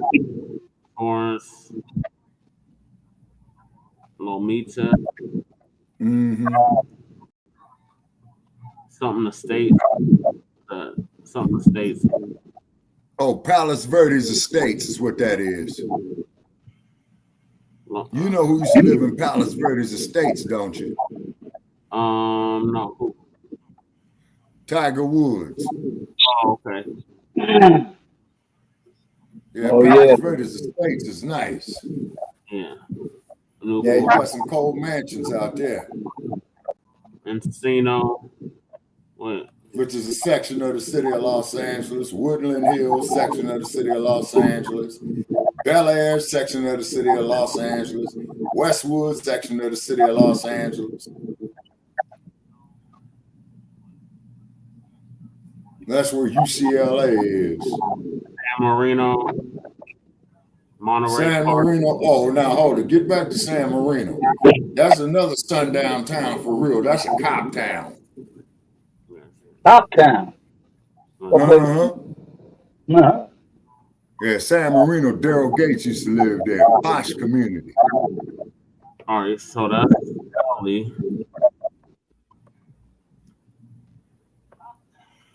Now, the one Shabaka was talking about in Nevada. We got Unionville, Shabaka. Yeah. We got in the Fallon. Well, Fallon, Nevada, that's where the state slammer is. That's where they had OJ at. We already talked about Ely. I've been to Ely. Yep. Yeah, I've been through Ely. Oldfield. There's one out. Boulder City is down. Yeah, now Boulder City, that there. Now keep in mind, Brother Jay, Boulder City is where the city of Los Angeles steal all y'all's water from. Yeah, you and the city of Los Angeles, Las Vegas too. All y'all. Yeah. All around. It's all Yeah, it's right there on your Colorado River, and we steal all your water, Now, Donna Michael, we got Kareem, and Ben, you should. And Ogden, Utah. General, that's where the black people are. Now I've been through there. That's the Great Salt Lake. And believe it or not, the Great Salt Lake has a horizon in it. Are you ready for that? Yes, I've seen it, Shabaka. Remember, I passed through all of this. I was at the Salt Flats, where they go like 7 miles an hour. Cars. Yeah, and on the Salt Flats, that there's where Morton Salt is headquartered at. Let's see, Harvey, Utah, Buffdale, Bonneville Salt Flats, the Bonneville Salt Flats. Yeah, the Bonneville Salt Flats, 700 miles an hour. Mm-hmm. So we teamed up with Shabaka'S Blacc Experience Enhanced and Black Frontline News and Black Ocean of Lion TV. Yes. Yeah. Over the summer. Wow. Mine works out because these cameras been glitching on me and going fast forward and stuff. But I can get it off the recording, but we don't want off of the recording. I'm now getting to the Centennial.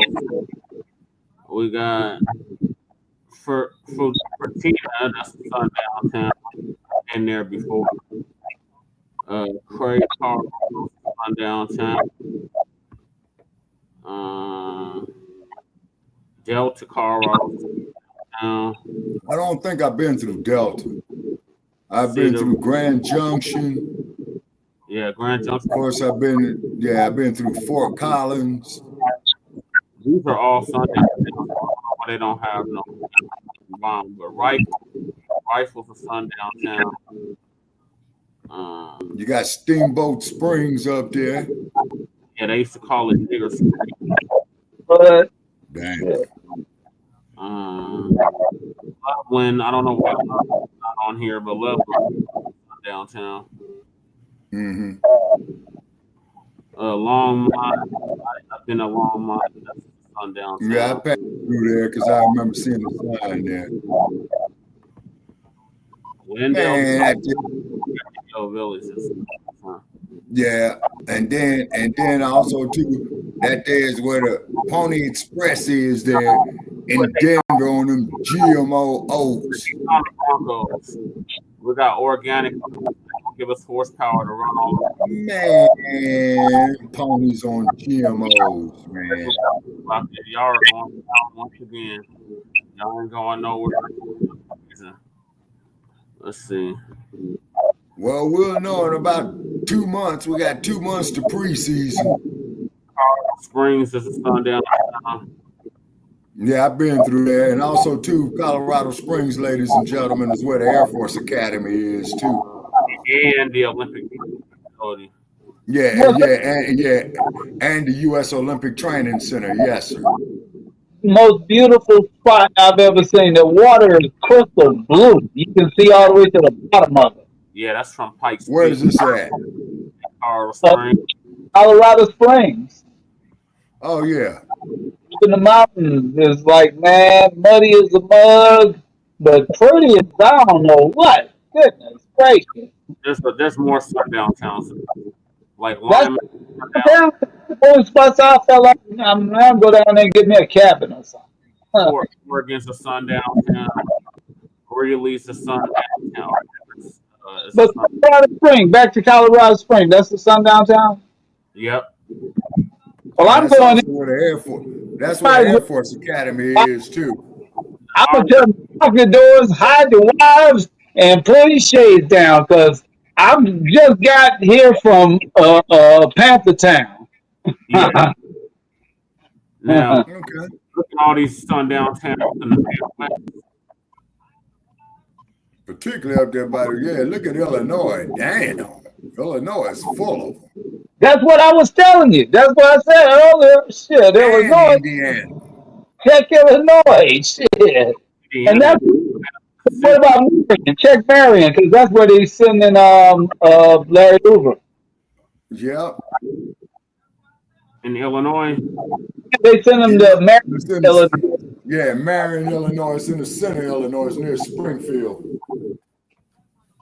Okay. And then you got Statesville. Down in Joliet. Yeah, I thought it might have been something up with that, them sending him there. But then again, him. Illinois, Athens, Illinois, Greenville, Ashland. There's so many damn schools. Illinois, it's ridiculous. Buffalo, Illinois, Leland, Illinois. Oh, you can forget about it. You never find it. Too many spots in And there. then when you get in that, and then man, when you get in that part of Illinois, man, you got you some humidity there for real. Okay, then you got the STL right there. You can fry eggs on the Mississippi River. Then there's the mighty Mississippi River. Outside the STL. You can crack an egg on the sidewalk and that joint will fry. Yep. All right, there's Joey. Let's see a Cicero. Shout out to you know who, wait a minute, you know who used to live in Cicero, Illinois, don't you? Dr. Webb down there in Joliet, Black Power, Dr. Webb. Oh yeah. You know who used to live in Cicero, Illinois? Who that? Al Capone. Oh shit. Yeah, he did used to live in Cicero. No joke. And there's the Shy. That was discovered by a black man by the name of Jean Ponte Baptiste du Sabo. It says Chicago. It's probably not a sundown town. Well, I do know one thing, though, is this about Chicago. That used to be the center of black business at one time. That's what I was talking to old Dumbo Sarge about Johnson Publications. Yeah. Because Johnson Publications, for our listeners out there, with the Ebony magazine and the Jet. Ebony was a month. Yeah, Ebony was a monthly publication. The Jet was a weekly publication.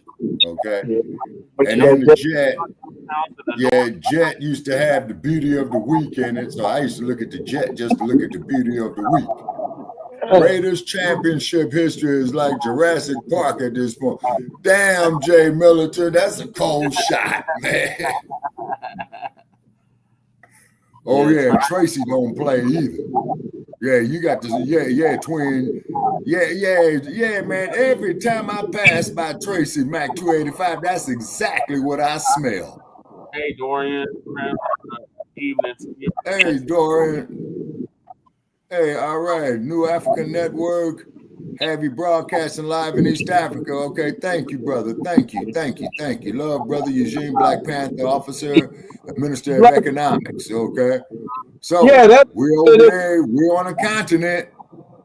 Sorry. All right. Hey, that's my brother. On the continent.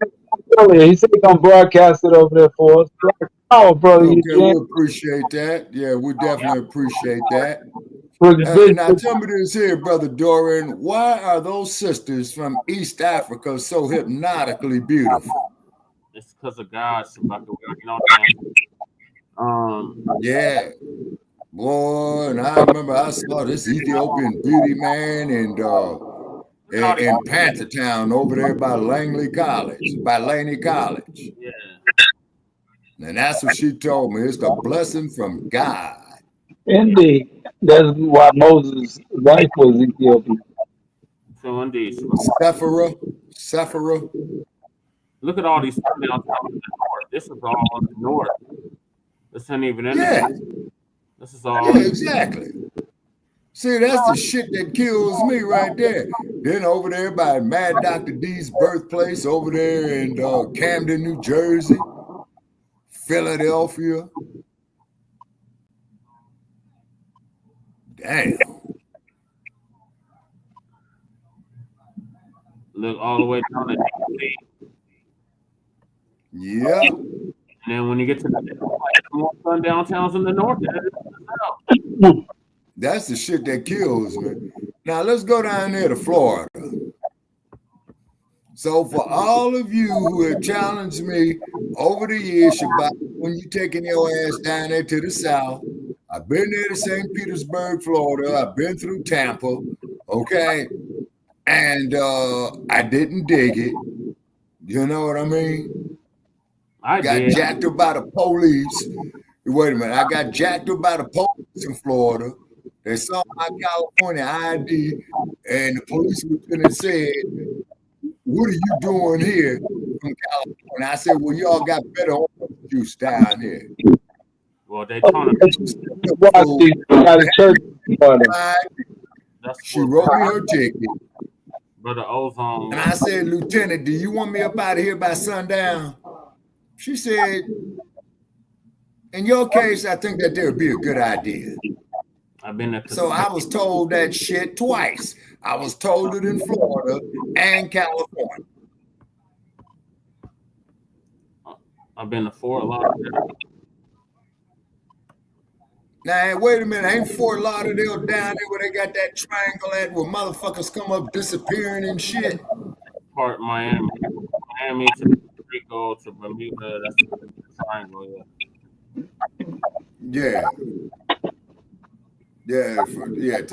To Bermuda, to San Juan, Puerto Rico, then back up to Fort Lauderdale.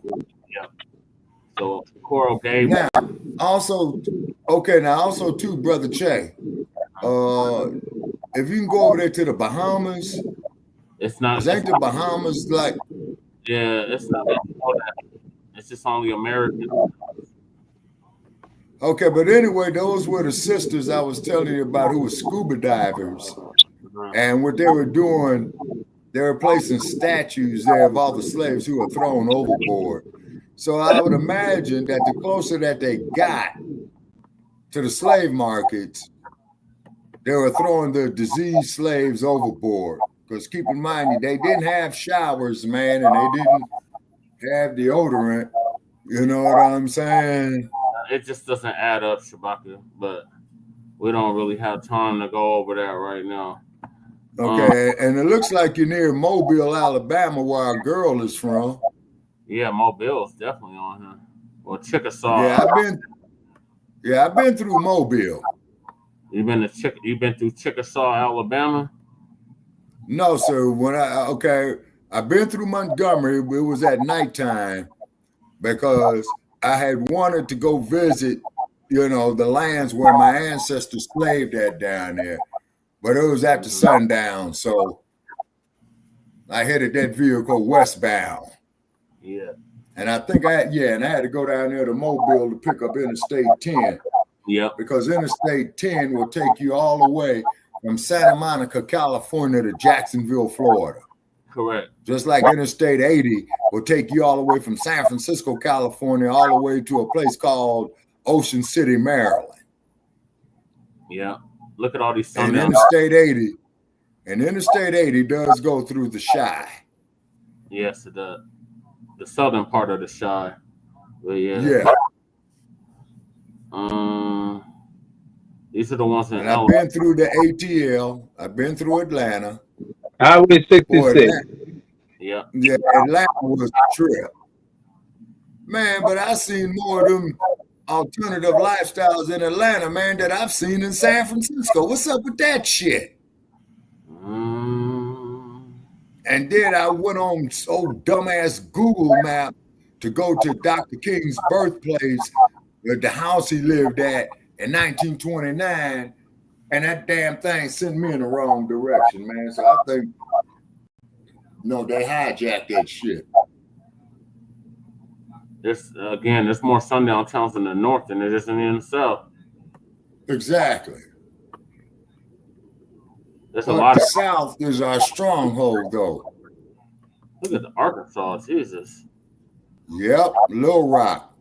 Oh, and by the way, Sarah Huckabee with your fat ass, fuck you for tearing down the monument to the Little Rock 9. Yeah.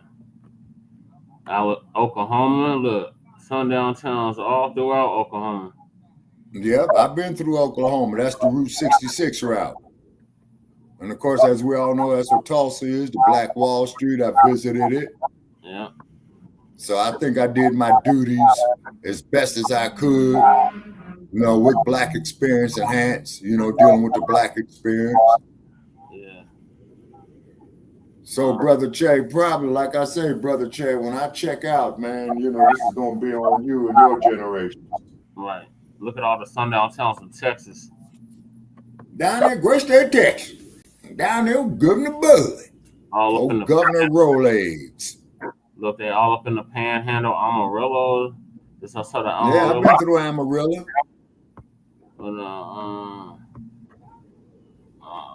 Down by Houston, there's sundown towns. San Antonio, sundown towns. Yeah. Where's Valdor at? Valdor, Texas is real bad. You don't want to Yeah. the dark. Yeah, I went through the great state of Texas.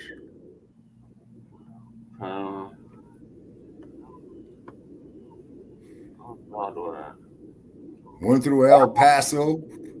The door, what's it called? Yeah, me too. Just the northern part, though. Yeah. Louisiana got sundown towns. Of course, I will never set foot in Louisiana again. Look how many black townships there are in Mississippi. Well, no, I ain't with Louisiana. I've been through Louisiana, But when I was just down there, y'all, I kept hearing the screams, the lynchings. I kept hearing "Bid 'em in" with the auction block by Oscar Brown Jr. Bid 'em in, bid 'em in. Sun is mighty hot. Let's close Roy so we can get home tonight. Damn, Grand Isle's a sundown town. Mm-hmm. Port Arthur. Yeah, and keep in mind, to those of you in East Africa, if you was to come over here, okay, and go into this region of the United States that we are showing you, you'll be treated as colored too. Shit, in any of these areas, the whole country, look how red the country is. Yeah, man. And all the reason why you got that wide opening out there in the wild, wild wet, that's all desert. Every state has a sundown town. Yeah. And we're supposed to sit up there, ass scratch, yassa balls, cooning, you know, being homie kind of niggas. Remember that from a soldier story? Yes. So you damned if you do, damned if you don't. In the north, in the south, in the Midwest, and in the West. Yeah, so all y'all writing me hate mail, you know what I'm saying? Well, if you don't like it, leave. As soon as you cut the damn reparations checks, I'm the fuck up out of here. That system's global, so good luck trying to get away from it. But I guess it's better in certain areas outside of here. Yeah. Dorian is laughing at us, but it ain't no joke, Dorian. You know, got to laugh to keep from crying. He's not laughing. He's I think he got a different emoji up. I can't tell what emoji it is. He's smiling. Yeah, he's got the smiling emoji up there. A video. Yeah, but Shabaka of the sundown all over the country. Yeah, look at that. That's definitely, I could tell by those cars by the late 90s. That's the mid to late 1950s. Yeah. A small American town setting into the twilight of the evening, the sun casting a long shadow on clean streets, well manicured lawns, and families strolling home. Yet beneath this tranquil facade lies a dark, unwritten rule that emerges at nightfall. A visible clock counting down on anyone within the city limits who isn't white. This is the life of a sundown town, a haunting relic from America's not so distant past. It still has ramifications today. And if you like stories like this, think about more stories like this at onemichistory.com. But without further ado, let's get started. The term sundown town refers to communities in the United States that historically practice a form of racial segregation by systematically excluding non-whites from residing within their town after dark.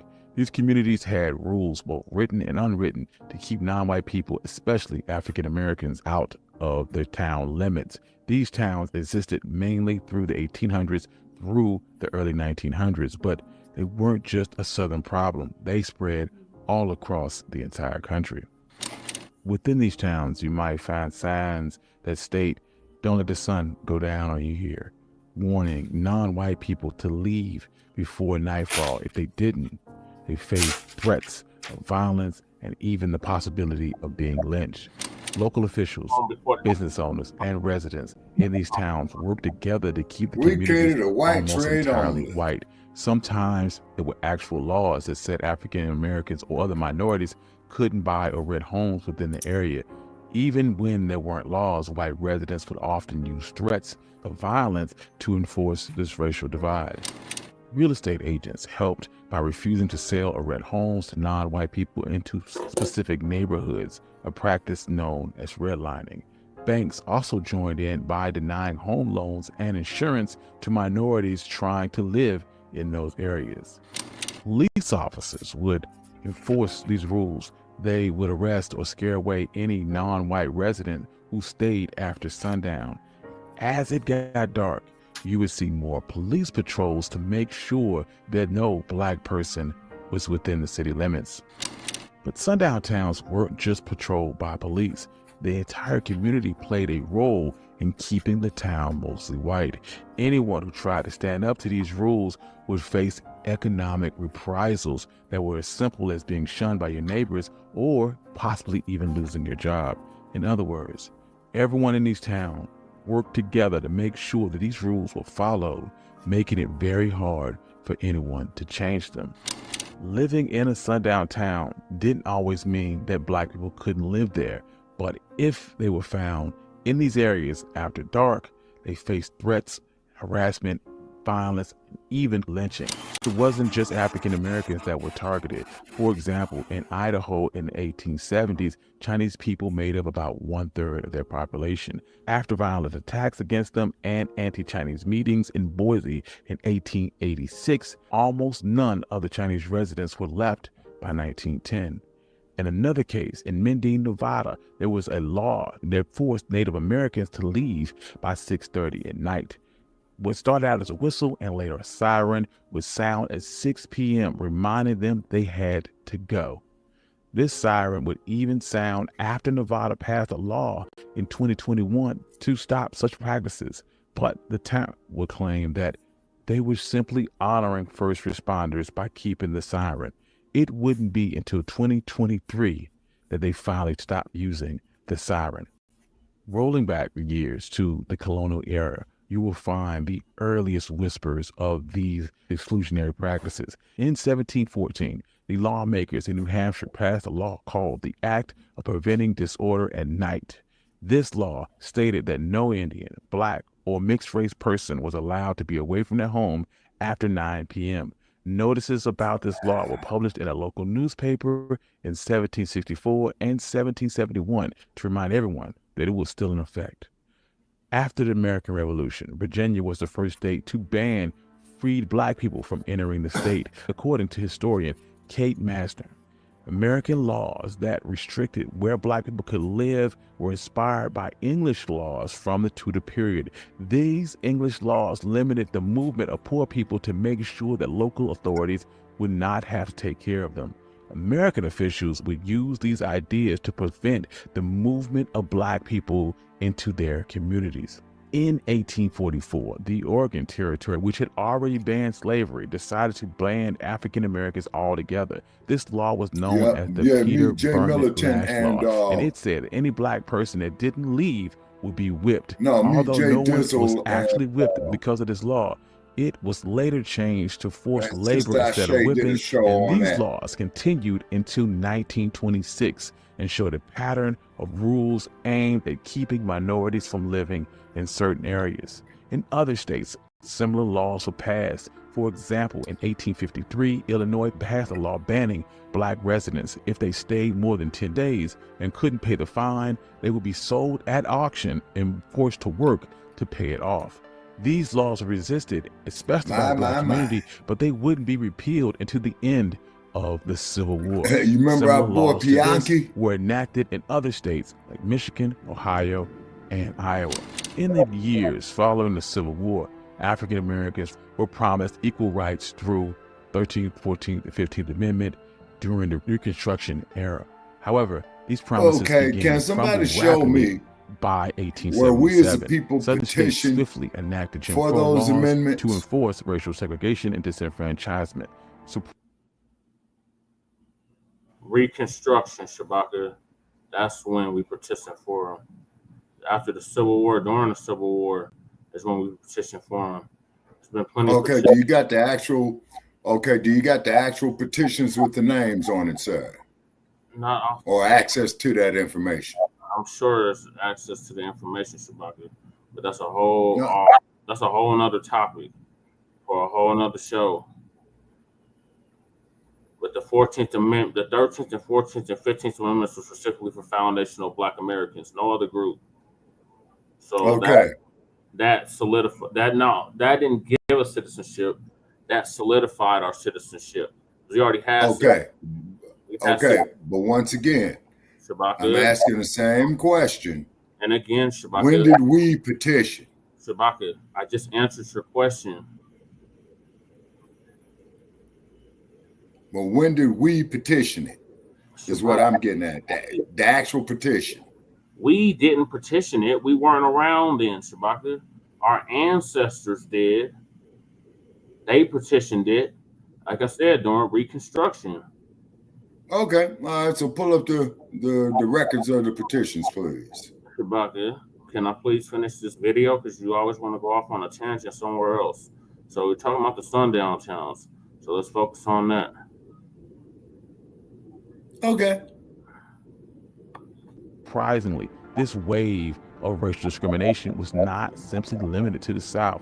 many northern and western states adopted similar practices that established sundown towns. These towns often used exclusionary agreements that prohibited the sale or rent of property to minorities, specifically Black people. In other cases, threats, harassment, sometimes involving the police, were used to maintain the status quo. In the West, they had their own form of racial discrimination, particularly against Chinese communities. Anti-Chinese sentiment culminated in Chinese Exclusionary Act of 1882, forcing these communities out of small towns and into urban Chinatowns. This racist tide reinforced Jim Crow's legal regime in the United States and was subsequently cemented by the Supreme Court with the verdict in the Plessy versus Ferguson case. The ramifications of such racial attitudes were seen glaringly in a rise in sundown towns in the Midwest, the Appalachian, the Ozarks, and the West. Unlike the codification of segregation in the South, these towns used violence, economic coercion, and exclusionary ordinances to ensure that Black residents were driven out and kept away, making these areas almost exclusively white. In some extreme cases, this hostility resulted in some lynchings. In a tragic example in 1930, where 2 Black teenagers were lynched in Marion, Indiana, which prompted town's 200 Black residents to flee for their lives, effectively making the town almost all white. Historian James Loring, in his book, Sundown Towns, reveals that from 1890 to 1930, in 31 out of 39 states with sundown towns, the number of counties with fewer than 10 Black residents increased. This paints a stark contrast with the Great Migration, in which millions of African Americans flee from the South to northern industrial cities for better work opportunities and safety. While states like Illinois saw a rise in their overall Black population, their rural sundown towns saw a significant decline in their Black residents. During the late 19th, early 20th century, it wasn't just about physical exclusion, but also involved legal battles and economic coercion to maintain this racial segregation. In 1911, the mayor of Louisville, Kentucky, proposed a law to prohibit Black individuals from owning property in specific areas within the city. Although the Supreme Court struck down this law in 1917 with the case of Buchanan Worley, cities continued to find ways to uphold segregation. Urban planners and real estate companies played a significant role in keeping white communities separate from Black ones and often managing to circumvent legal restrictions. This segregation fostered racial tensions and occasionally led to violent eruptions, such as the 1943 Detroit race riot. Following World War II, the phenomenon of sundown towns evolved. Initially concentrated in small, independent rural towns, the exclusionary practices began to infiltrate suburbs and major metropolitan areas. Unlike earlier instances where towns with racially diverse histories became predominantly white over time, many post-war suburbs were designed from the outset to be virtually all white. The Levittown developments in New Jersey, New York, and Pennsylvania housed approximately 8% of all post-war suburban residents, famously excluded African Americans and Jewish people. Sundown towns also emerged in cities like Dearborn, Michigan, where in 1956, although Ford Motor Company employed 15,000 African American workers, they were not allowed to own homes within the city and had to commute from elsewhere. The dread of sundown towns made traveling long distances perilous for Black people during much of the 20th century. By 1930, half of the 89 counties along the famed Route 66 from Chicago to Los Angeles lacked accommodations or restaurants for Black travelers. Many strictly prohibited That's their where the presence Green after Book dark. came out at. This dangerous reality spurred Victor H. Green, a postal worker from Harlem, to create the Negro Motorist Green Book, a guide that provided information on safe accommodations for Black travelers. Published annually from 1936 to 1966, the Green Book became an essential resource for almost 2 million Black travelers at its peak, Hell, helping half them my navigate relatives the traveled treacherous Route landscape 66. I've of a traveled Route segregated society. 66. Sundown towns would often conceal the methods they used to remain all white. they were significant barriers to safe travel for African Americans. Although laws and policies supporting racial exclusion would fade by the middle of the 20th century, the de facto sundown towns persisted almost into the 1980s, some of them even today. It underscores the necessity of the Green Book, which former NAACP President Julian Bond will describe as one of the survival tools of a segregated life. The civil rights movement in the 1950s and 60s marked a transformational period for American history, culminating in legislative change. These towns flourished within a broader context of a system that resisted change. Oh, yeah, because he's 3 hours ahead. Brown versus the Board of Education in 1954, all right, Dynamite, thanks for joining us. Unconstitutional, was a legal milestone intended to dismantle institutional racism and foster equality. However, rather than embrace integration, some towns fortified their exclusionary practices and transitioned into sundown towns. This trend was especially notable in places like Missouri, Tennessee, and Kentucky, where African American populations would see drastic declines following the Supreme Court. The Fair Housing Act of 1968. This crucial act banned racial discrimination in housing and closed a dark chapter and severely limited the existence of sundown town communities, despite difficulty quantifying the number due to the secretive nature of the discriminatory practices. James Loewen would state in his book Sundown Towns that there were hundreds of towns across America that were at some point sundown towns. The legacy of sundown towns is profound and far-reaching. These were not merely insignificant dots on the map. They were fortresses of hatred and exclusion, forever altering the lives of those caught within their shadow. Their existence choked off economic opportunities, solidifying racial hierarchies, and normalized exclusion. Over time, they cemented racism into their daily lives and public policies, creating a legacy that is difficult to shake off. Interpersonal relationships with African Americans visibly unwelcome. They turned away from these towns, reinforcing stereotypes due to their limited, often distorted interactions between the races. Fast forward to today, and it's clear that those old injustices still cast long shadows. Former sundown towns might look like ordinary, but most remain overwhelmingly white. Data reveals a lack of diversity that feels like a relic from a long bygone era. So as night falls in America, these past injustices remain as a crucial reminder that history's echoes remain. Sorry, I dropped off. Us to take conscious, deliberate steps to erase the shadow of sundown towns. Thank you. I'm your host, Country Boy, and this has been One Mic Black History. So if you can find more stories like this at OneMicHistory.com. Also, if you'd like to support the channel, you can do so on the Patreon page in the description below. And make sure y'all like and subscribe to Front Line Blacc News. Exactly. It's because we don't mind other platforms coming on ours, but please mention us on yours. All right, that's all we ask. It's called reciprocity. So while this video was playing, I pulled up what you had asked about. So you said, when did we petition the United States? Black Americans began their campaign for citizenship and civil rights as early as the 1830s. The 1830s. And the 14th Amendment, ratified in 1868, granted us citizenship. You know, we had citizenship before that. That's what they don't tell us. But the 13th Amendment, ratified in 1865, abolished slavery on paper. A precursor to the 14th Amendment, the 15th Amendment, ratified in 1870, further granted Black men the right to vote. Here's a more detailed look. Let me share this so y'all can see what I'm reading. Foundation of Black Americans actively petition for freedom and citizenship, often through legal challenges, petitions, and activism.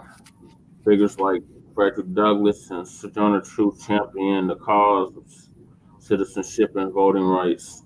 This is from the period before the Civil War. In the 19th, okay, Brother Che. To the 1860s. Okay, Brother Che. Then, like I said, the Reconstruction. Okay, Brother Che. Go ahead. Okay, I got a book on Freddie D. That's 700 and 80 some odd pages long, man. So it's like going back to college on that one right there. I am going to have to, excuse me, I am going to have to read it. I have to get this other shit out the way, I could sit down and get back to my studying, Yeah, you also got to look at Walter Plecker. Okay. Now, Frederick Douglass, one thing that I will always admire Frederick Douglass for is where his slave master, who was a raping, slave trading pedophile, by the way, had hit Freddie D with a whip. And Freddie D whooped his ass royally with it. So I will always respect him for that. Right. So we got to wrap this up because we got another show after this. Wow, you doing another show after this, Brother Perry? We didn't get through all the topics on the last show. Oh. Okay. All righty. So to wrap this up, ladies and gentlemen, we thank everybody for joining us here for Shabaka'S Blacc Experience Enhanced in conjunction with Front Line Blacc News. If you could pull up some of our past episodes, please do.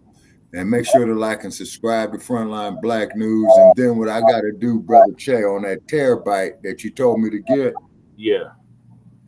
Okay, I got to figure out a way to upload some of those past episodes on it to monetize it. So we're going to need okay, we already got a PayPal, right? Yeah. All right, so on those past episodes, because we got to start monetizing, man, because everybody, man, who's been up here less than we have has been getting paid, and we need to start getting paid. You know what I mean? I already told you we got to get the subscribers up. So I've been working. Yeah, and so we got to put in the extra effort on that is because you and I both been coming out of our pocket, man, and I'm out of money. Yeah. So we need some help out here in Sin City. And no, people, I have not been going to the casinos. Right. And I want to put that out there. The whole 2 years that I've been here in Las Vegas, Nevada, Sin City, I've only been to the casino only 4 times. Okay. I lost $11 in the slot machine a while back. I was mad as hell. Yeah. Shit. Could have bought me some more limeade with that. Oh, and then also too, Brother Che, please research it. I'm going to do it too. From what I understand, man, they had a measles outbreak in Los Angeles. Yeah, they have it all. They have it here in Colorado too. We got 2 outbreaks. It started out here at the airport. Interesting. At the airport. My baby, man, my baby. Okay, hold on, Lady Che, but you said at the airport, right? Yeah, at the airport. DIA, my kid work at DIA. My little Billy work at DIA, and she over there working like on the ground, tossing them motherfucking bags on the plane shit. And shit. She told me that motherfucking airport, she can never find a clean motherfucking restroom. It's dirty as hell. Mm-hmm. So I could expect that she come back, like she gotta stay masked up and take all her vitamins and shit, because if not, she gonna catch some motherfucking cootie virus, cold, whatever.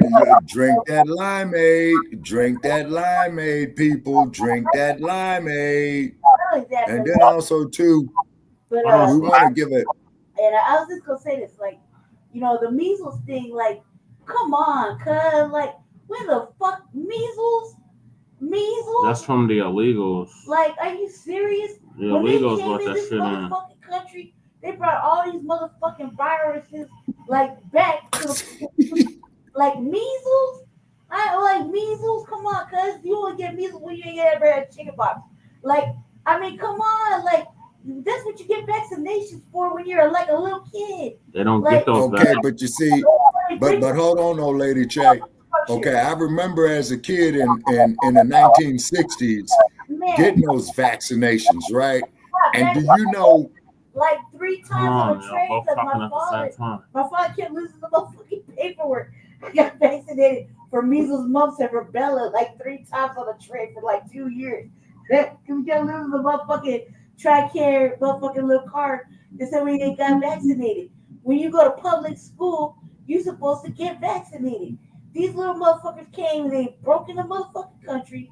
They brought their shitlets with them, and the kids had every motherfucking thing you could think of: measles, mumps, rubella, motherfucking chicken pox, fucking everything, man. They coughing. They broke our fucking in Denver. They broke our motherfucking healthcare system. Our damn near our own fucking hospital that's meant to We're take about care to go of into a the recession. indigent. It was a fucking bankrupt company. No, we're already in a recession. We're getting ready to go into a depression. Shabaka, you misunderstood me. I'm talking about the city of Denver. The city of Denver. Oh, going to a recession. Because okay, at the local level. Okay. Budget. But not like that. I feel like Denver need a motherfucking economist in the worst motherfucking way, and like somebody separate from the administration. Like simply put, because this motherfucking excessive spending is just ridiculous. Like they lied. Like the mayor lied. He's a motherfucking fraudulent liar. Yeah. Like let me put it this way. We don't get on Let me put it this way. This motherfucker let these like illegal motherfucking immigrants come in here, fucking break our fucking our medical infrastructure that takes care of the poor and the fucking most vulnerable, right? And they were getting care. They were getting care. I had to remember when I said I had to switch my care, my hospital care, because where the clinic I was going was none but it was used to be black. Now it's all motherfucking Hispanic. Yeah. Now I'm like, look here, you know what I mean? I don't want to deal with that. I gotta see motherfuckers like everywhere I go with it. Like I thought that we were doing the ICE thing. Like what the fuck? Everywhere I go, like tomorrow, like I'm going to the Sundown area, right? Sundown area, and I forgot last time I went over there. I forgot that I was at 10 o'clock at night mobbing the motherfucker just walking down the sidewalk, and I got popped. Like motherfucking police rolled up on me and arrested me. Walking down the motherfucking sidewalk, right? 10 o'clock at night. And I forgot where I was. And I had to go to the motherfucking county building, right? So I'm in the county building, and they get carte blanche. They could come up there with a whole man, a bitch, a pregnant, like 2-3 babies, right? And act like they don't see black people.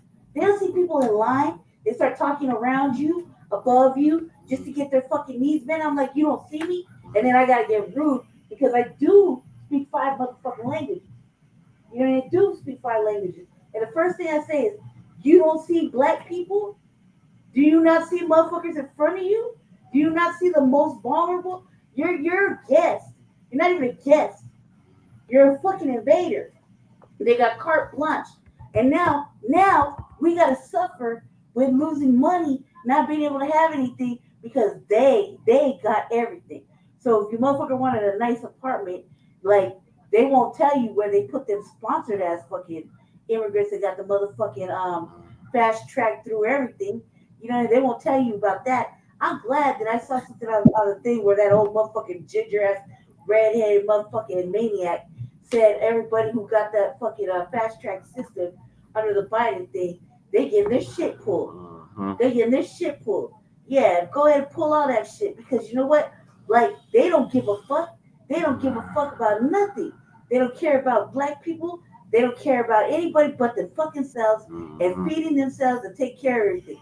And like, they live in nice apartments across the street from my motherfucking dive ass fucking apartment. And that shit's fucking expensive. And I was thinking about it, like, you had to have $3,800 in your motherfucking bank account for 3 motherfucking months, and you got immigrants living here.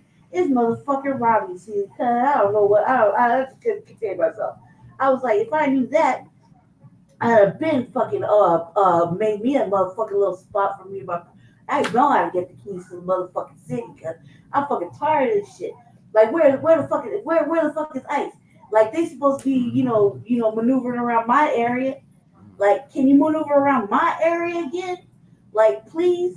Like you got motherfuckers just willy-nilly out there just doing the most. And they're looking down at black people. And then you got the black diaspora, the Spanish diaspora, doing the same fucking thing to foundational Black Americans that live in the fucking city, right? They get the same fuck. They're rude as hell. Rude as hell. Okay, and you don't realize it until you fucking get to talking to them that they're from the Black Latin diaspora, right? They're Black, just like us. Got our fucking got our clothes, our style, and everything, right? But they rude as fuck. They ignorant as hell, and they think they can just maneuver just like white folk do, just like the fucking light skinned motherfucking immigrants do. And don't get me started on this shit. Like everybody can go. Everybody can go. It's up right now. Everybody can go. Do you see how they taking motherfucking kids out of school? They fucking just everybody and everybody. You know what I mean? They can't. The only thing they can't do is take us. That's it. All right. And well, on that note there, Lady Che, if you want to host a show on that, on Shabaka'S Blacc Experience Enhanced, you're more than welcome to do so. Okay, I'm tired. I know you all are tired. I know Dynamite is tired. I know okay, ladies and gentlemen. They on that bullshit. Oh, Jay Militant. Yeah, they do. Yeah, man, because see, they did that bullshit, man, to me too, man, on our original like page of Shabaka'S Blacc Experience Enhanced, Jay Militant, where they tore the motherfucker down, man, and I had to rebuild it. Pass me the mic. Yeah. Boy, it's like an earthquake, man. Hey, Jay, it's like I got hit with a 9.5 earthquake, man, and we rebuilding, man, so I'm going to do the rubber. You know what I'm saying? Yeah, let's hear from Dynamite. Always keep it militant. All right, Dynamite, you still up, man? I know it's midnight where you at, brother. You still awake? I think Dynamite is asleep. He might have fell asleep. All right, we appreciate it. Oh, I'm right here. I'm right here. Did you call me? Yes. Yeah, man. Oh, okay. Well, yeah, I'm about to sign off too. Cause I was trying to wait till Lady Shay finish. Let y'all know I got to sign off too. But yeah. Yes, sir. Closing statement. I got closing statement. Yeah, go ahead. Yeah. So we got Front Line Blacc, Front Line Blacc News, Shabaka'S Blacc Experience Enhanced, and yours truly, Black Ophenum Lion TV, and the People's Network, People's Show, give you more what you laid your hands on your radio for. So yeah, give up some money because everybody's been really going in their pocket to get this done on both ends, on all ends for real. Because I'm flat busted. Because you got to keep the networks up, and that's not cheap. And then equipment. Oh my God, equipment ain't cheap. And if this thing is glitching on me, they're gonna have to send me something bigger and better to keep me. Otherwise, it's on up and away. Because we talking like $2,000-$3,000 cameras and microphones are at least $200 or $300. You know what I mean? So and they're gonna get higher. And then, not cutting your wisdom, Dynamite, I want to say this here too in regard to the measles. Okay, Brother Che, I'm going to reach out to Dr. Parks again, okay? And I want to get her expert feedback on it, okay? And if we have to do a special edition for her, I don't have a problem with it. You know, it would be at her discretion because after all, she's going up in favor. And I am going to let Dr. Parks know is that any campaign or anything that she's trying to get going on, she's more than welcome to advertise it on our platform, you know, to compensate her for her time because she's very busy. Right, she is. But I'm going to have to... Yeah, Dr. Parks is heavy. So I appreciate y'all tapping in. Make sure y'all stick around if you can for the continuation of the Front Line Blacc News and then the RBA more than likely after that. So I appreciate it. Don't forget about the RBA. This is going to conclude season 10, episode 23 of Shabaka'S Blacc Experience Enhanced in conjunction with the Front Line Blacc News. Appreciate everybody that tapped in. Our cousin Jay Militant, our African brethren Dorian, Eugene Talford. Shout out to Ethiopia. Provisional Government of Republic of New Africa. Yes. Yeah, shout out to them as well too. So we got something going on, people here, you know. And I just have to rebuild, you know, from the platform suffering a 7.5 earthquake. So I'm hanging in there. Okay, ladies and gentlemen, I'm going to bid everybody a good night from Sin City, Nevada. I'm going to bed. I'm not going to the casino. I'm not going to because I don't have another $5 to lose to these individuals out here. You know what I'm saying? All right, so give me a call tomorrow, brother Che. You're gonna miss tomorrow, Shabaka. You're gonna miss our special coverage on Ihan Omar, who was just here on Saturday. You know how you love her. Okay, so send me a reminder, man. You know, to listen to it. Or okay, so you're gonna be taking live comments on it as well too. Yeah, we're gonna go live in about 20 minutes. Oh man! Woo! I told her the devil, y'all. Okay, I'm gonna try my best, man, but I doubt it because I'm in pain, man, and I gotta go see about this car tomorrow too. You know what I mean? Okay. Okay, but I definitely, man, check out the playback about Sister Ilhan, you know, and everybody. And I just want to say this right here: everybody's hating on Ilhan. Not because of where she's from. They hating on her beauty is what they're hating on. I'm not hating on her beauty. I'm hating on her terrorism. So we're going to get on the next show. All right. Okay. So, all right. Okay, Brother Che. All right. So I'm going to look at the playback tomorrow, man, because I got to, you know, deal with this stupid car that I was telling you about. You know, that my car broke down. Yes. Yeah, so you know they're supposed to be using some shoestrings and bubble gum and fishing twine and paper clips and safety pins and all that old shit to get it back on the road. As long as it runs. All right. Yeah, exactly. All right.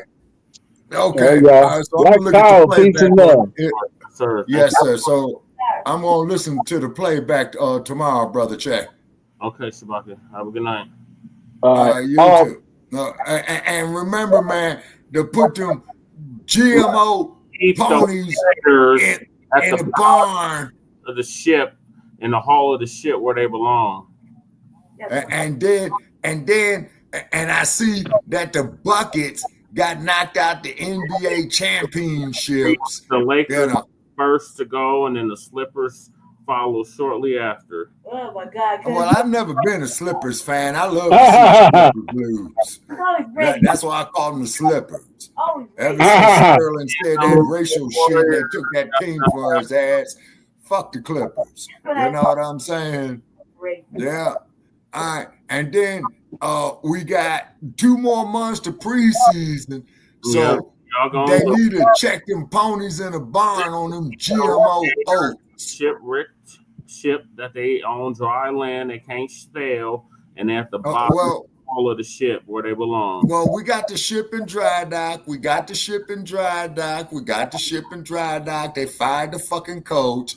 They got rid of the general manager. So those were definitely steps in the right directions. Well, y'all need a miracle. All right, see y'all on the next one. So, right, reparations and separations and Black empowerment. Chan Krumah and Lady Che signing out from the Mile High Income, soon to be arrested in the Port City. All right, I'm out. Right on, Black powerful. All power to the people. Always. Okay, I'm out from Sin City.